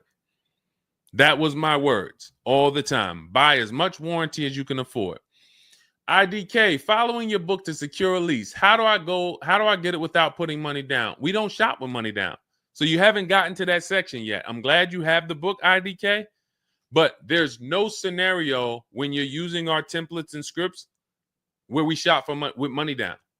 In step 3 of the book, which is deal focused budgeting, I explain how down payments come in and I explain the risk of down payments. But when we're in step 5, which is reaching out to dealers where we're getting our offers, there's no down payment that ever comes into the conversation. All of our lease offers are with first month's payment due at signing. That's not a down payment because it's just like when you rent an apartment, you pay your rent at the beginning of the month. When you lease your car, you pay the payment at the beginning of the month. And that's it. That's not a down payment. That's your first month's payment. But no, all you do is just follow the book.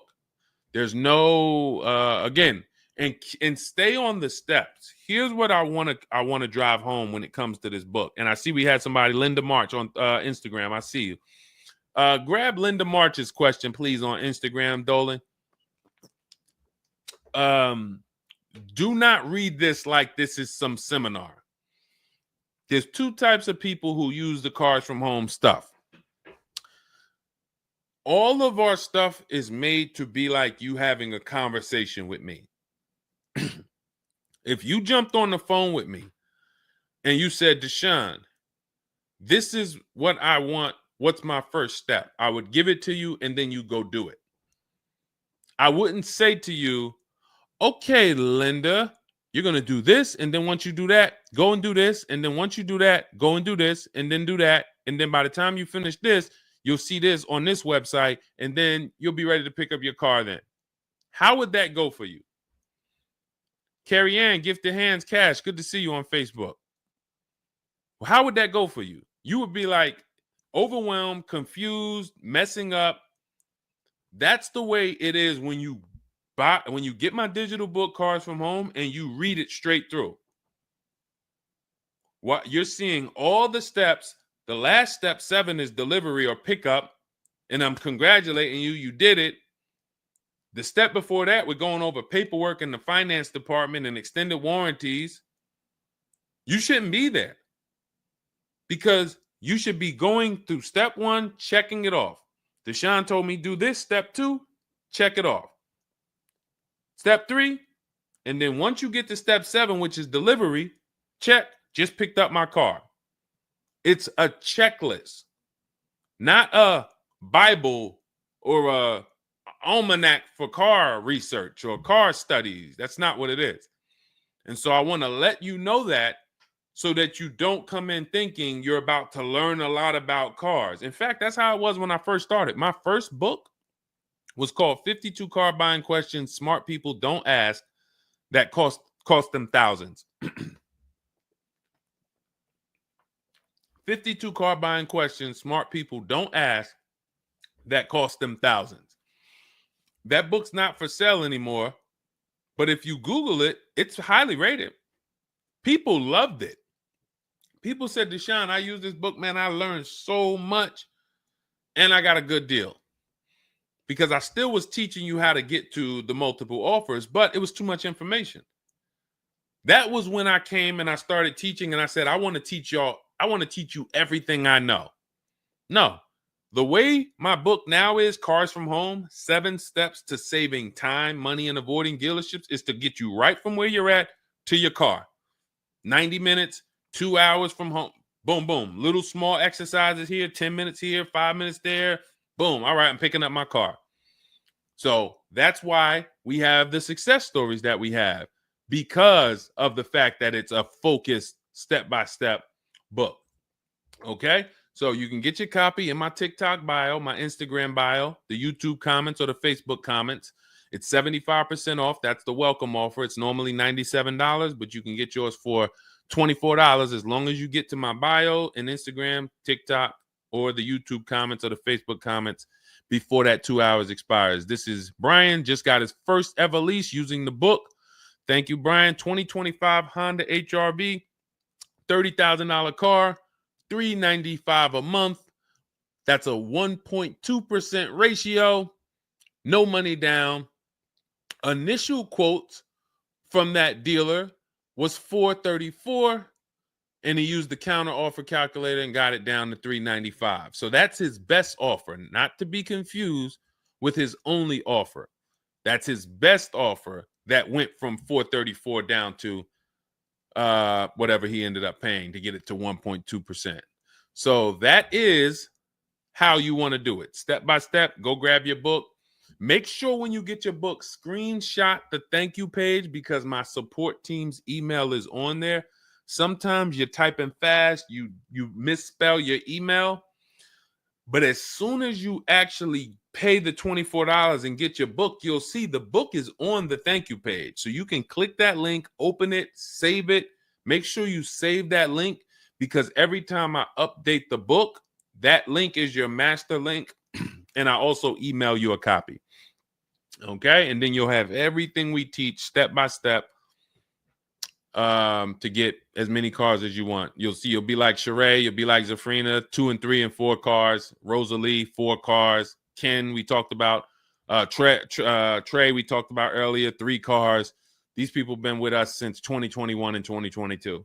So if you're new here, you got people that's already 3, 4 cars up on you using what we use. And, catch up. All right, go ahead, Dolan. I saw we got a couple more from Carrie Ann. We got Linda March. Following your book to secure a lease, how do I get it? Oh, that's what we just answered. We already answered that one from IDK. I saw you grabbed it, but I answered it before you grabbed it. Carrie Ann Gifted Hands. Evening. Okay. Can a dealership... I'm sorry. I'm having trouble reading. I'm going to have tea on these broadcasts, because can a dealership take your newly purchased vehicle to a private mechanic without telling you? Actual dealership, because he refused to pay the money to get it fixed. Can a dealership take your newly purchased car? So if they're taking it to a private mechanic, then it most likely does not have a manufacturer warranty, because if it had a manufacturer warranty, for example, Kia has a 10-year manufacturer warranty, bumper-to-bumper warranty. I think it's 10-year bumper-to-bumper. But when the manufacturer puts a warranty on a car, dealerships don't really want to take it anywhere, because the manufacturer is covering the cost. They're covering the cost of the parts. They're paying the dealership for the labor.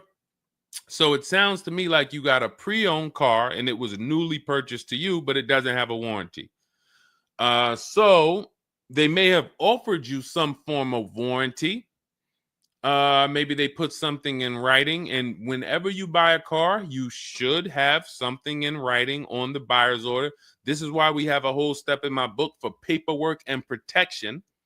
That's step 6, because you need to have certain things in writing before you actually take delivery or pick up. But it sounds like they probably had an in-house warranty, like, hey, if you come back, you got 30 days or 3,000 miles, or you got 90 days, and if anything goes wrong, just come on, bring it back. And now you brought it back because you had an issue, and they're looking and saying, well, our guys can't fix the issue, or we don't want to pay our guys to fix it. We're going to pay, this guy over here, and he's going to fix it. He can do that because there's nothing in writing that says he can't do that. And she said, correct. Ask me how I know. I swear, the reason why I invite you into my world, guys, is because everything that you think is complex is totally normal for us. That's a crazy situation for you. I can tell you exactly what's going on because I've seen this situation for the last 20 years. So when you're coming into our world, it's like, wow, this guy really knows. I see why he can kind of keep me calm, because this stuff is calm for me. That's where I want you. It's like being with somebody and you're going into a scary situation, but they've been here 200 times.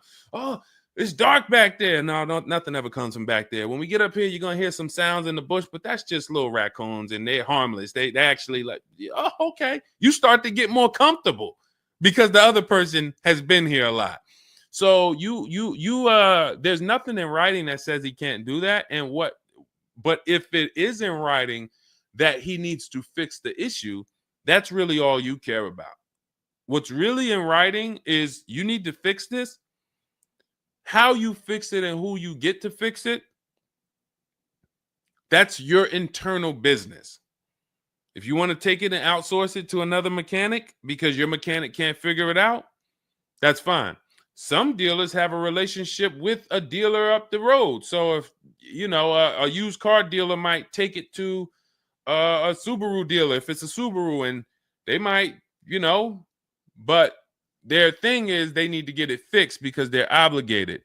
You said just purchased it, went back into the shop 2 weeks later, still did not have it back. Exactly. So they're going to try to do everything possible to get it fixed. And that may include taking it to someone who they think can fix it. Now, I assume, are your payments due? Did you start a loan?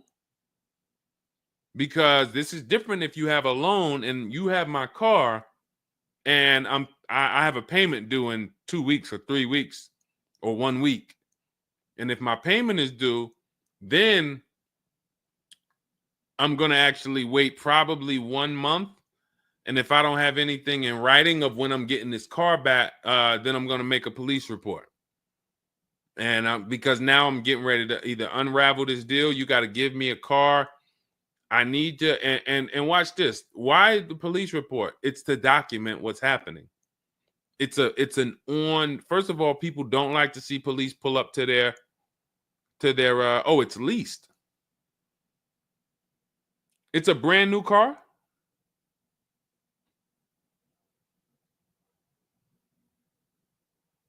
It's a brand new car. Most leases are brand new.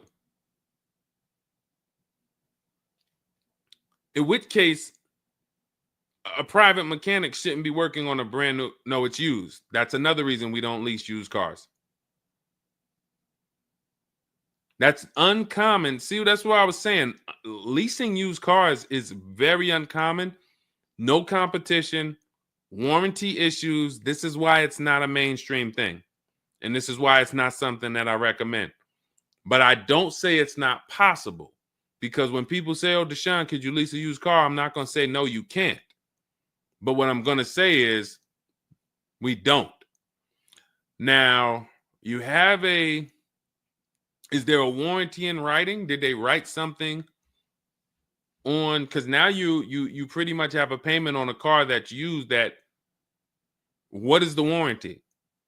What did they put in writing that they would cover if something went wrong? They had to put something in writing because they're covering it now. You know, or they have to fill some form of obligation. You paid 2 payments, but what warranty did they give you? Was it a certified car? Because that would give you a year warranty from the manufacturer. But again, I don't think you have a manufacturer warranty. In fact, I almost know you don't, because they wouldn't be taking it to a private mechanic if it had a manufacturer warranty.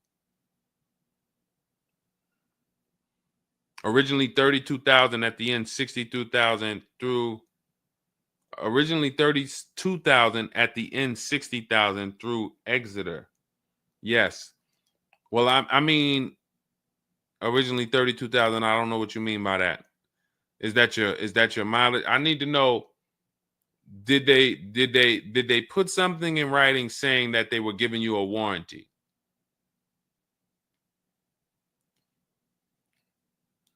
We'll try to work through this, because it's no different than if you bought a car from them. There's a bank involved, but it's a used car. It's no warranty, and they're pretty much holding on to it and trying to fix it. And if they can't fix it, we need to know, are they obligated to fix it or not? If there's nothing in writing saying, hey, you have this time where you can bring it back and we'll fix it, then that's gonna be that's gonna be hell for you. So we really don't want that. So, but I can't tell you how to approach this without knowing what is in writing. And again, when you get my book, not you, I'm just gonna try to help you through, but I'm talking to you. That's why we have step 6 is paperwork. Because when you're sitting there looking at a bunch of paperwork and they're telling you to sign it, okay, sign this now. All right, this is your motor vehicle stuff. This is your okay, do you want this? What is important and what's not? What is important and what's not important? Out of all of this stuff, there may be 1-2 words on here that I need to know. I need to look at that buyer's order, and I need every used car, every single used car. I need to know what the warranty is when I drive off. Is it as is? That means when I drive off, it's on you. If the axle falls out on the highway 5 miles from here, you just signed an as-is deal. Buyer beware, it's on you. Is it 30 days, 1,000 miles? Who's going to do the work? Is it from the manufacturer? Is it from this dealership? Where can I go and use this at? You got to come back here. Do I have to go? Is this a nationwide warranty? I need to know what is covered on this paperwork so that I don't end up in a situation that we're trying to get out of right now. The warranty is through portfolio protection.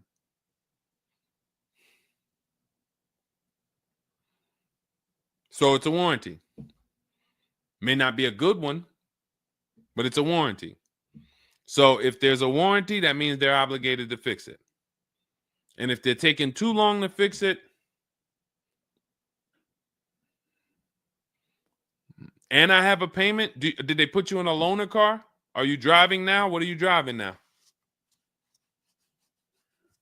If I bought a car with a warranty and then it had problems, I dropped it back off to the dealership and they had it for 2 weeks, and I have payments I'm still making on it, I just got it and it's in the shop, I'm not going to let that car stay in the shop more than 30 days with no car. I'm in a loaner. Okay, so you got to just chill out. You got to just chill out. Hopefully the loaner is as nice as the car you got. And if the car and if that's the case, then you just chill out. It's not a mainstream program you're in. It's like a black market program. That's the best way I could describe it. These companies that lease used cars, it's a black market kind of behind. It's not a mainstream thing. That's why all of these companies are small or like very little known name companies. They could go out of business. Nobody knew. Who the heck were they? Nobody knew. portfolio such and such went out of business. I never even heard of them. Who are they? Because they operate in the black market back there. So the general manager refused to pay the $4,300 for the corrosion on an important part. Again, what's your payment on the car? I just want to, I think this is a valuable lesson. They've had my van since from June 19th. Oh, they've had the van for that long? And you've been in the loaner?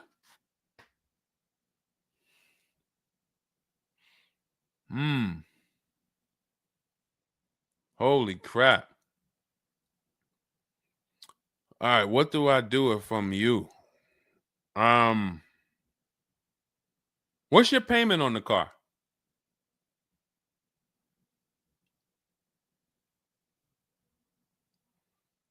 Company had your car for months. You leased it, dropped it off because it was having problems. They've had it for months and can't fix it. And you're paying $775 a month. What kind of vehicle is this? What kind of vehicle is this that we're paying $775 a month for?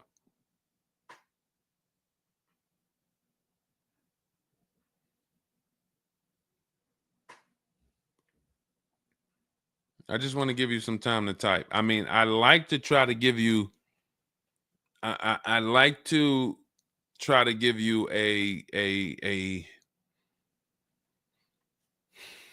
like, what would I do in this situation? And then you have to realize that you can never put yourself in this situation again. Pacifica, a Chrysler Pacifica. It's just getting worse and worse. $775. Do you know what you could be driving for $775? See, the used car leases. Why the used car leases? They don't even make financial. It's not even like a huge financial win. If you'd have told me I'm driving a Chrysler Pacifica and it's $300 a month, $250 a month, then I'd said, okay, well, maybe they're giving you a stupid deal. But I could show you 5 cars for $775 a month that are $80,000 and $90,000 cars, brand new cars. I'm sorry, for $775 a month, I can show you $775, $60,000 cars, $55,000 to $65,000 cars, no money down. I also traded in a Buick and they gave me $2,000 for that. Listen, dear. All right. They want to keep you in the car. God, how can you get out of this car? Oh man. And just so you know, some situations you can't get out of. So it's not like there's always a way out. There are some situations. That's why the reason why I want you to have my book, 7 Steps, Cars from Home, 5-star rated, Google it. The reason why is because you're not going to, once you sign that paperwork, it's not as easy as you've been taught to just get out of it. If it's a bad deal, if it's an overpayment, you go switch your car, it doesn't mean you got out of that deal. You just got out of that car. You rolled over the negative equity to this deal. Car deals are like, once you sign them, the damage is done. And then it's about, all right, what's the best way to get out where I lose the least amount of money on this deal? But I'm going to lose. Negative equity, it's going to be there. So it's much better to arm yourself beforehand than to say, all right, I'm in this situation now. How do I get out of it? Because some situations can't be gotten out of. People used to walk into the dealership, they got 15,000 of negative equity. Oh man, you can't get me in nothing. Can't get you in nothing. Well, when I put you at this car, you see this car, you like it, right? Yeah, man, I like that. All right, I got you the $450 a month on that car. That's a good payment. Absolutely, man. Come on, I'll take that right now. Okay, now let's bring your $14,000 of negative equity over. Yet $450 a month. That goes up to now $700 a month. Oh man, shoot, man, yeah, nah, that I can't even afford that. But hey, here's the bad part. Even if you could afford it, the bank's not going to approve it. So it doesn't matter if you could afford it because the bank's not going to approve it. So you cannot get out of that car. So that's why you arm yourself now. That's why I'm telling you, before you need a car, before you go sign the paperwork, make sure that you are armed with the right information. So now, if in this particular case, and you have a cosigner, you put a cosigner on here, told us to wait 6 months, and then we can switch owner names and info. Every time I think this can't get worse, you make another comment, and it just gets worse and worse. They called me in yesterday to pick it up, and the same problems were present.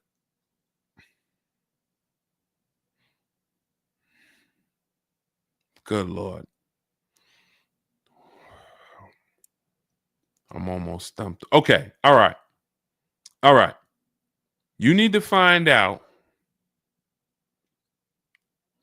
how many miles are on this car? How many miles are on this car? This is not a good situation. So that's why it's harder. And what I'm about to tell you, it might not even work. You may just be stuck in it. I'm trying to see if we can slice it any way possible to give you some form of solution. But if they keep giving you the car back, same issues, 60,000 miles on the car. Okay, so what I would do is you call and get the payoff. It's gonna be low. I mean, it's gonna be high. Call and get the payoff because your payment $775. I'm trying to see if you can sell your way out of it. Can you do a lemon law on a used car?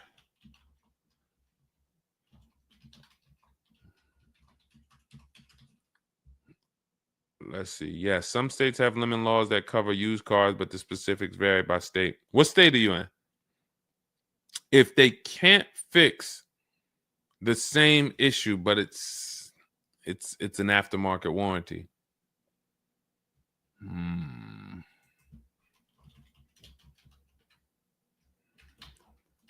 What state are you in?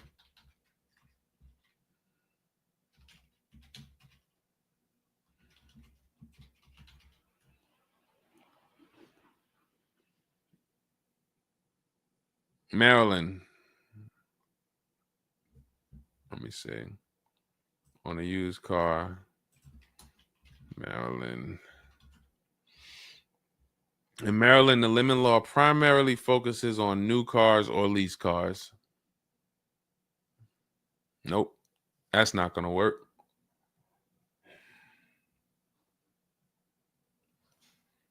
Jeez. I'm gonna be real with you. You could shoot me an email. I don't know if you can get out of this. You know, a contract is binding. You sign a contract. And let me tell you this. I don't know if you can get out of this without losing. You could just stop paying the car, have a repo on your credit. A lot of people will do that. I'm going to drop this car off, take your car back, voluntary repo, credits tore up. Not a good solution. It's going to cripple you from moving forward with cars. It's going to make it hard for you to get your next car. And then when you get a car, it's going to make that deal is going to be bad. Geez, how long is the lease? So this is just for those of you who are just joining us. We have this young lady got she leased a used car. Don't do this. And again, I'd like you to email me. Maybe I'll think of something that will come up as a solution. But you know, I trust you're gonna learn from this. It sucks. It's a horrible situation, and it's evidence of how bad certain bad structures can be. Because and again, I know some of you who've joined me for a long time, you may be used to, well, Deshone has a solution for everything. Not everything. There's times where you are too buried, and the only thing that will heal the wounds is time. That's the only thing. The deal is done. You have to pay down the deal. And then in a year, 2 years, you might be able you might be able to make a move. But you have to suck it up, bite the bullet, and we might be able to lean on them to get the car fixed. 78 payments. How? You said you leased it. This is a loan then. This isn't a lease then. 78 payments. You're in an 80-month loan on a Chrysler Pacifica paying $775 a month. It's not a lease, that's a loan, and it's 8 years that it's 7 years. 7-year loan.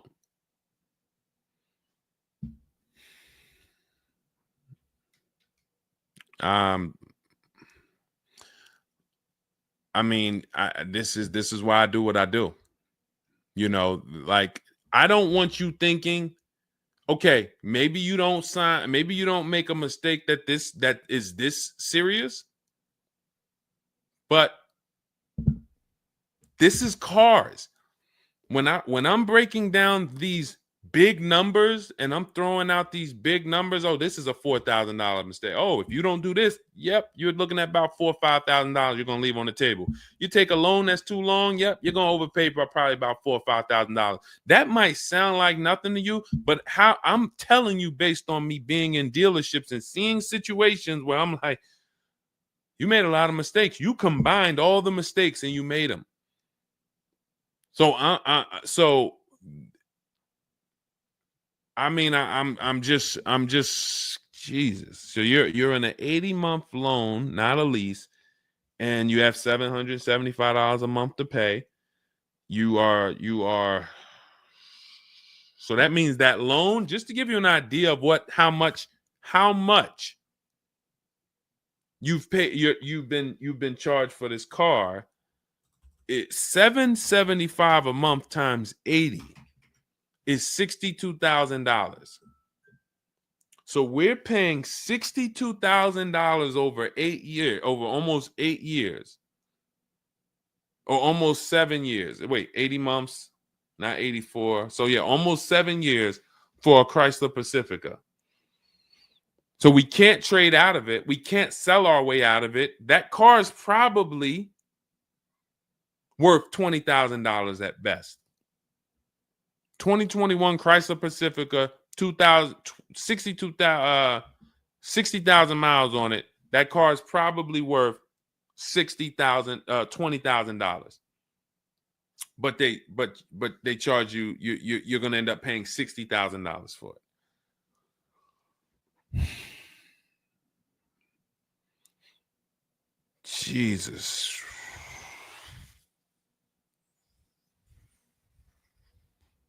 Most people will let the car go. Most people will let the car go. I don't. If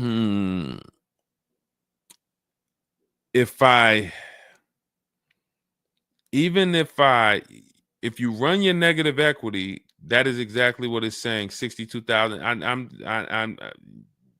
It's exactly what it's saying. $62,400 to be exact, including the $2,000 down payment.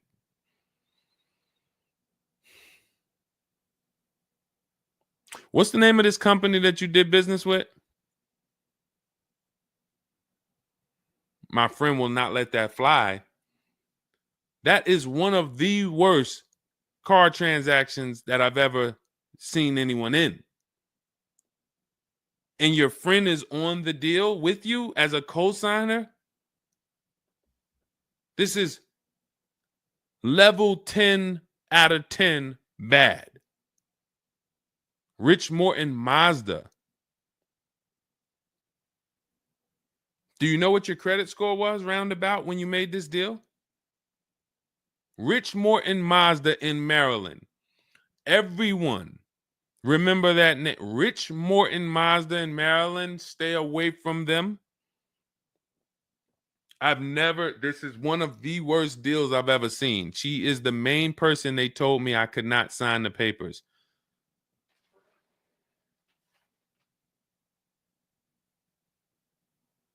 Oh. We wouldn't be friends anymore. Now, here's the truth. Nobody pulled the wool over anybody's eyes. We looked at these numbers. She didn't say to you, wait, these numbers look crazy. I'm not signing them. You're not getting this car. Both of you went in there and signed these deals. So let's I'm not even going to say she's the friend, but nobody's going to say, well, y'all tied me up and held a gun to my head and made me sign those numbers, and y'all didn't even read those numbers to me. So, but, jeez,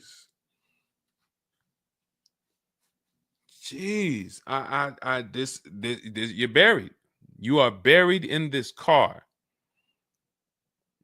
The only way, and what's crazy is, even if you voluntarily let it go, you ruin your friend's credit. Because she's the one who signed for the car. Bad, bad, bad, bad, everything bad. I wish there was a silver lining that I could think of. What I would do is, as soon I would find, you need to find out how upside down you are. You need to go on CarMax, write down these 6 sites, write down these 6 websites. You need to go on CarMax, Driveway, Kelly's Blue Book, Cash Offer, Auto Nation, Carvana, Car Gurus, Cash Offer. And you need to see what that car is worth. Let's say they say the highest offer is $25,000. $25,000. The total of your payments is not what you owe. That's what you would have paid after 7 years. You need to call the bank and you need to get the payoff. That is what you do tomorrow morning. You go on those websites tonight or today. You find out what this Chrysler Pacifica is worth. And then you call the bank tomorrow or the next or whenever, and you get the payoff. And you need to know what that gap is. If that gap is $25,000, then I am trying to get out of that car, and it might not be this year. It might not be this year, but I need to right now. I would go into an electric car lease where I could get, like, there are certain electric cars, and if I was shopping them, I would choose a bunch of them that were 50. I mean, I got a couple people who've gotten Like Val, she just got her electric vehicle. Some of these electric vehicles people are saving. This is a 1.16, but even going back to Zafrina's first deal, she got an electric car and she probably got like close to 17 grand off the car. Milligan, I always use Milligan because she got one of the biggest discounts ever using what we use. It's an electric car, but she got, where's Milligan? I got to label these better, Dolan. Remind me I got to label these better because I cannot just cycle through these. Sean got 20 grand off. The reason why you need a car that when you shop your deals, you need like $30,000 off the price of the car. And because right now you're paying a high payment and the car is worth nowhere near what you're paying. So as you pay $775 every month, you're paying it towards an asset that is worth nowhere near what you're paying. You also need to find out if you have gap insurance. So I'm going to give you those 2 homework assignments. And then the next time we're live, you jump on the show and you tell us what you did. Those 2 homework. Find out if you have gap insurance. And then you need to get your payoff and go on those websites and get the cash offers and find out what the gap is. Because if the gap is $25,000, then what I'm doing is I'm shopping. If you listen,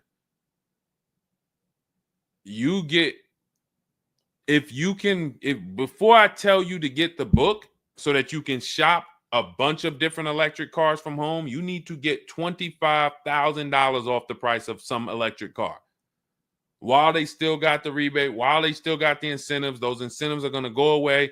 When do the electric car incentives go away? Let's see. Hold on.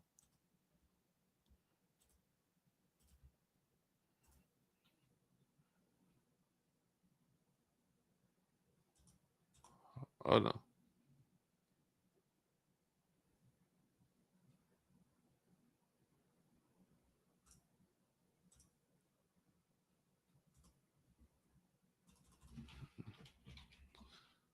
When do EV incentives? I'm going to tell you, you're probably going to see, we're not talking about tax credits. You're probably going to see huge electric vehicle incentives for the extended future because they're still building them and not many people want them right now. So you need to get like $25,000 off the price of some car or more. Like I said, with Milligan, she got she got almost 27,000 off.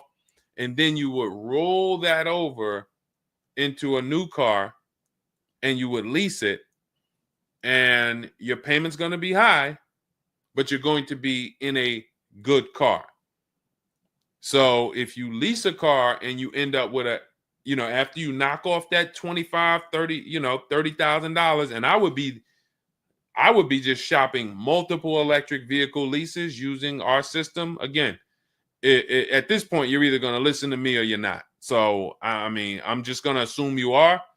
And you would just run multiple electric cars through our 25-to-5 system and see, all right, how much could I get off that one? Oh, they're saving me 15 grand. Nah, that's not enough. All right, let me go pick this Kia SUV. All right, how much can I get off that? Oh, 17 grand. Nope, nah, that's not enough. Oh, let me pick this one. Oh, they're giving me 22 off. All right, that's better. Let me see if I switch this car over to that, how much they would give me. And you're trying to get out of that car, but you cannot bring all of that negative equity over unless you already knock down this new car by $20,000 or $25,000 because the bank is not going to approve it. So you need something that you can save that kind of money off of and then come over to a lease and then, all right, forget about lowering your payment right now. You could lower your payment right now. You need to get out of that car into a better car for the same payment or similar payment. You're not lowering your payment. Only way you're going to lower your payment is to get rid of the car, ruin your friend's credit. But once you do that exercise, let me know where the gap is. Next time you see me live, jump on. Hey, Deshone, I did it. The gap is like $22,000. Or the gap is $30,000. If the gap's 30, then we got to see what we do there. But the long-term plan is I need to get out of this and I need to get into an electric vehicle that I can lease for 3 years so that I can bury all that negative equity into this car. And what it's going to be is it'll be like, all right, I'll knock 25 grand off the price. Normally my payment would be stupid low, like $250 a month, because I just knocked 25 grand off this. But I'm actually just putting the 25 grand from this Pacifica back on there. So it's still going to be around 700-800, but I'm driving a brand new car. And then once my 3-year lease is up, I can actually be done with this versus being in this for 78 more months. All right, so next time I'm live, jump on and, tell me you did the homework and we can see if we can actually, try to get you to some form or fashion of some type of end. Yeah, I'm not a fan of the electric car. Can't help you. Can't help you. I appreciate you being on here, but you should have not been a fan of this. How are we in a 2020? This is the part where we have to realize you have your friend tied to this car. And I'm telling you what you may be able to do to get her out of this situation and get out of this Chrysler Pacifica. That is a car that is worth $20,000 that you have a loan on of $55,000+. And you're like, I don't like this electric car. I'm not a fan of it. I'm telling you, there's tons of them out there. We should not even have our friend on this deal.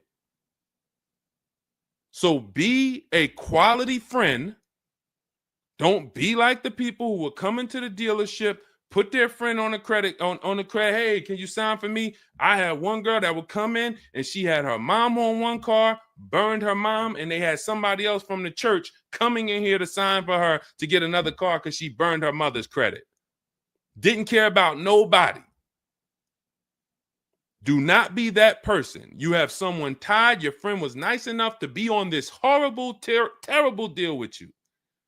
Now you need to do something to show her you are trying to get her out of this deal, regardless of how you feel about the car, because you should be feeling terrible about the Chrysler Pacifica that you're in that we have an 80-month loan on. She is the one who put us in this situation and we are trying to go the best route. So how are you in the deal? Does the lease go from the day you got it to the anniversary day? It goes usually 3 years. How are you in the deal? When you're saying your friend is the one that put you in the situation,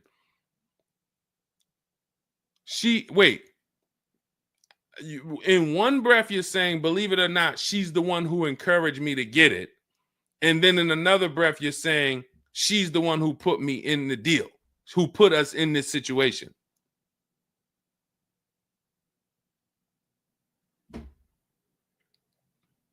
I don't care who put you in the situation. It's a horrible situation.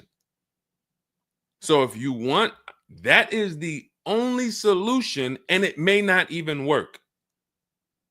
So let me just be clear. Lots of people on the show, they seem to be very interested in your story. This is a very interesting story. There's not many times I had to jump on this show and hear something where I'm like, you're probably not going to end up with another car. You're probably going to be stuck in that car for at least 3 years, paying down the balance because you owe too much on it. And maybe you can lean on them to fix it, but there's no lemon law, so it's not like you can actually put it through a lemon law. So you might just be giving it back to them to fix, giving it back to them to fix. But you're in the loaner and your friend's on the paperwork. So that tells me the car was for you. It wasn't for your friend. So your friend signed for the car knowingly, may have encouraged you to get the car. Yeah, girl, I'll do it. Listen, I want to see you win. Look. Maybe didn't know what she was signing, didn't understand. All right, you're $775 a month. Can you afford that? Okay, yeah, I could afford that. Okay, perfect. All right, I'm going to sign for it. Didn't realize maybe it was for 7 years.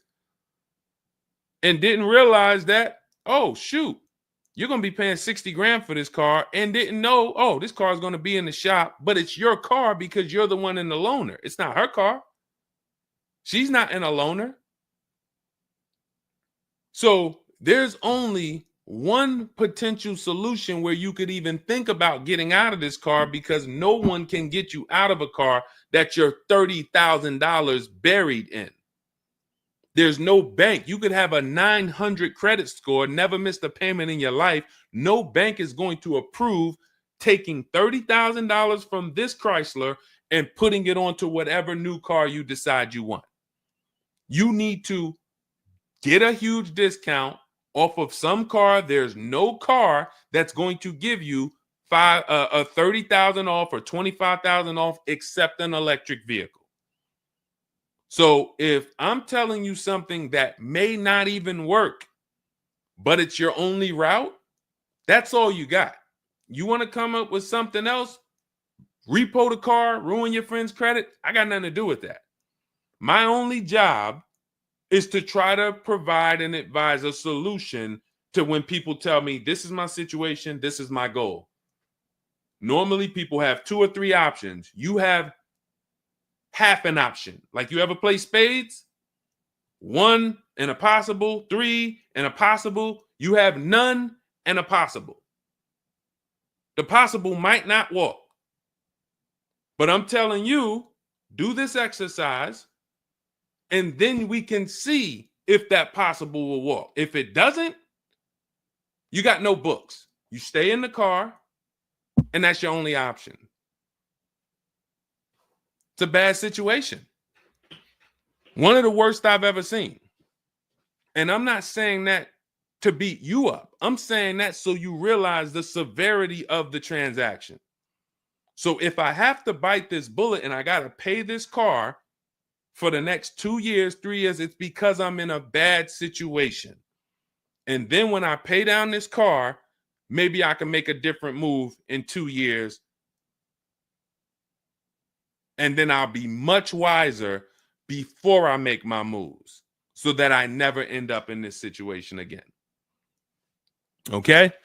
So for everybody who joined, this was great. Again, my goal is to keep you from ever making mistakes.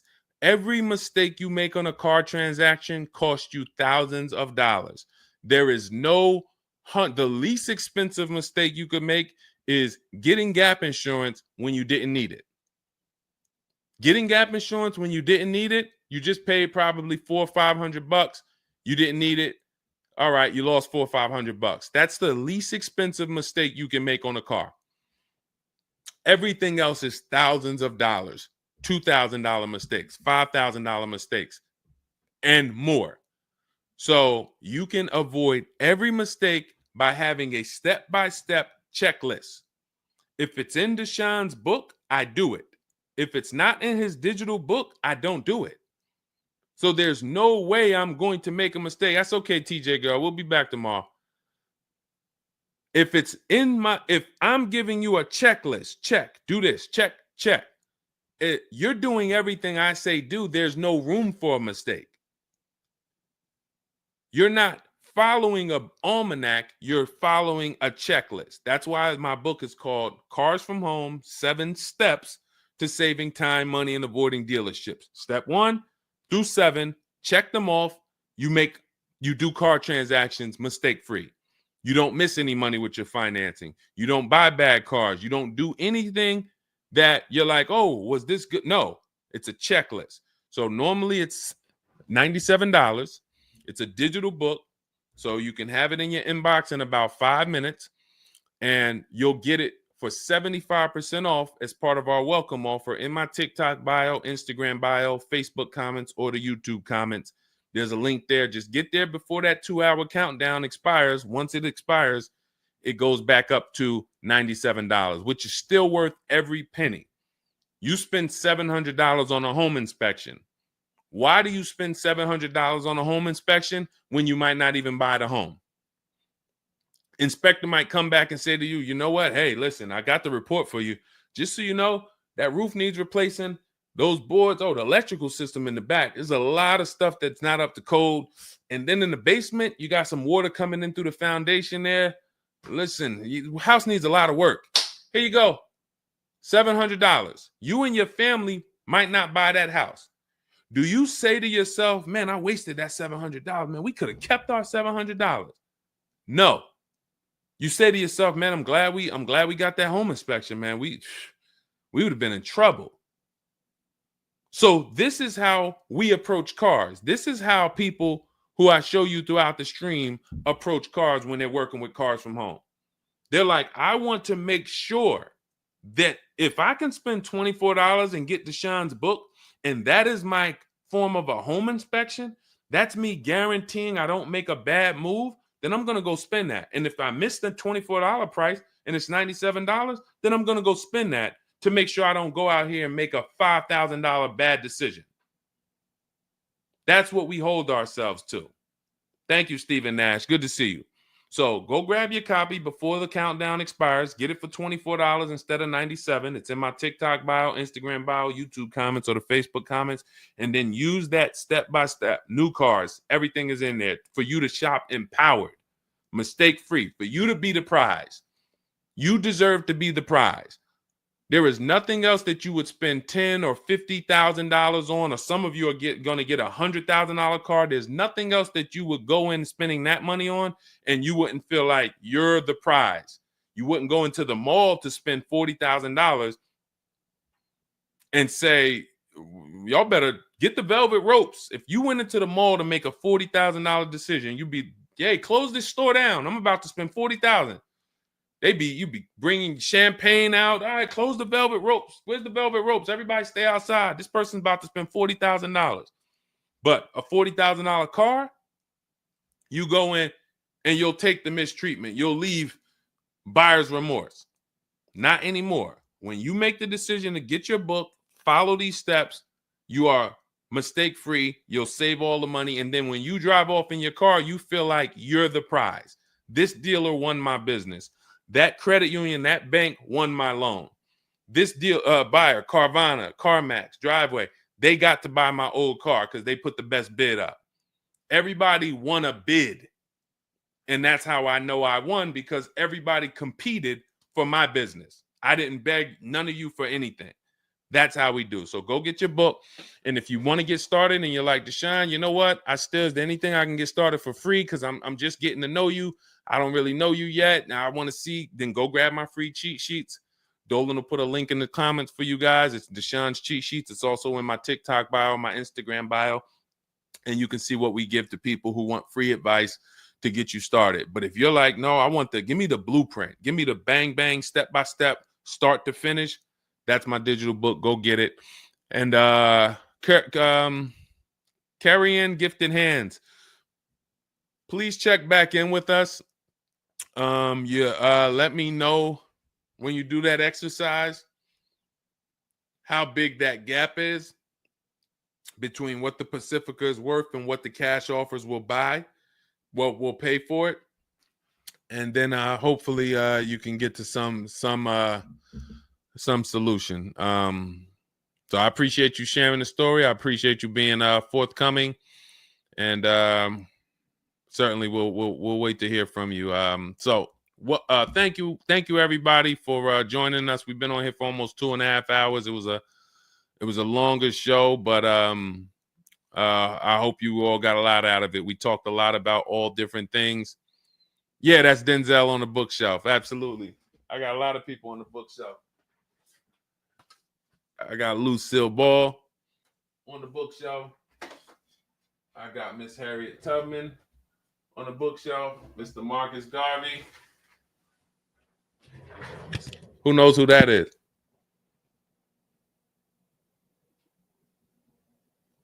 That's the great one.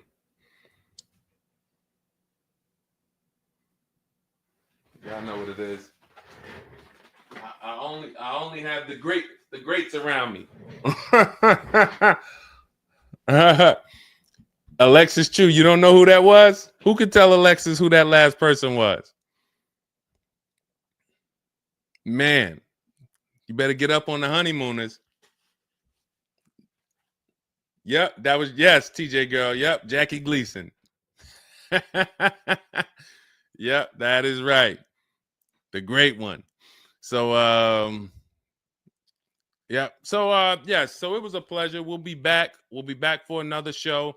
When you see us, jump on, get your questions answered. For those of you who have my book, I want to thank you. Shout out to I saw a couple people say they grabbed their book and they were using they were ready to use it. I would get the paperwork through email, never received it. I need your help. I bought 2 brand new cars. I was told I would get the paperwork by email, never received it. So call the dealership. Call it. You bought 2 brand new cars. You said you would get the paperwork by email. You never received it. Call the dealership and, hey, where's my paperwork? Ask for the finance manager. Where's my paperwork? That's what you do.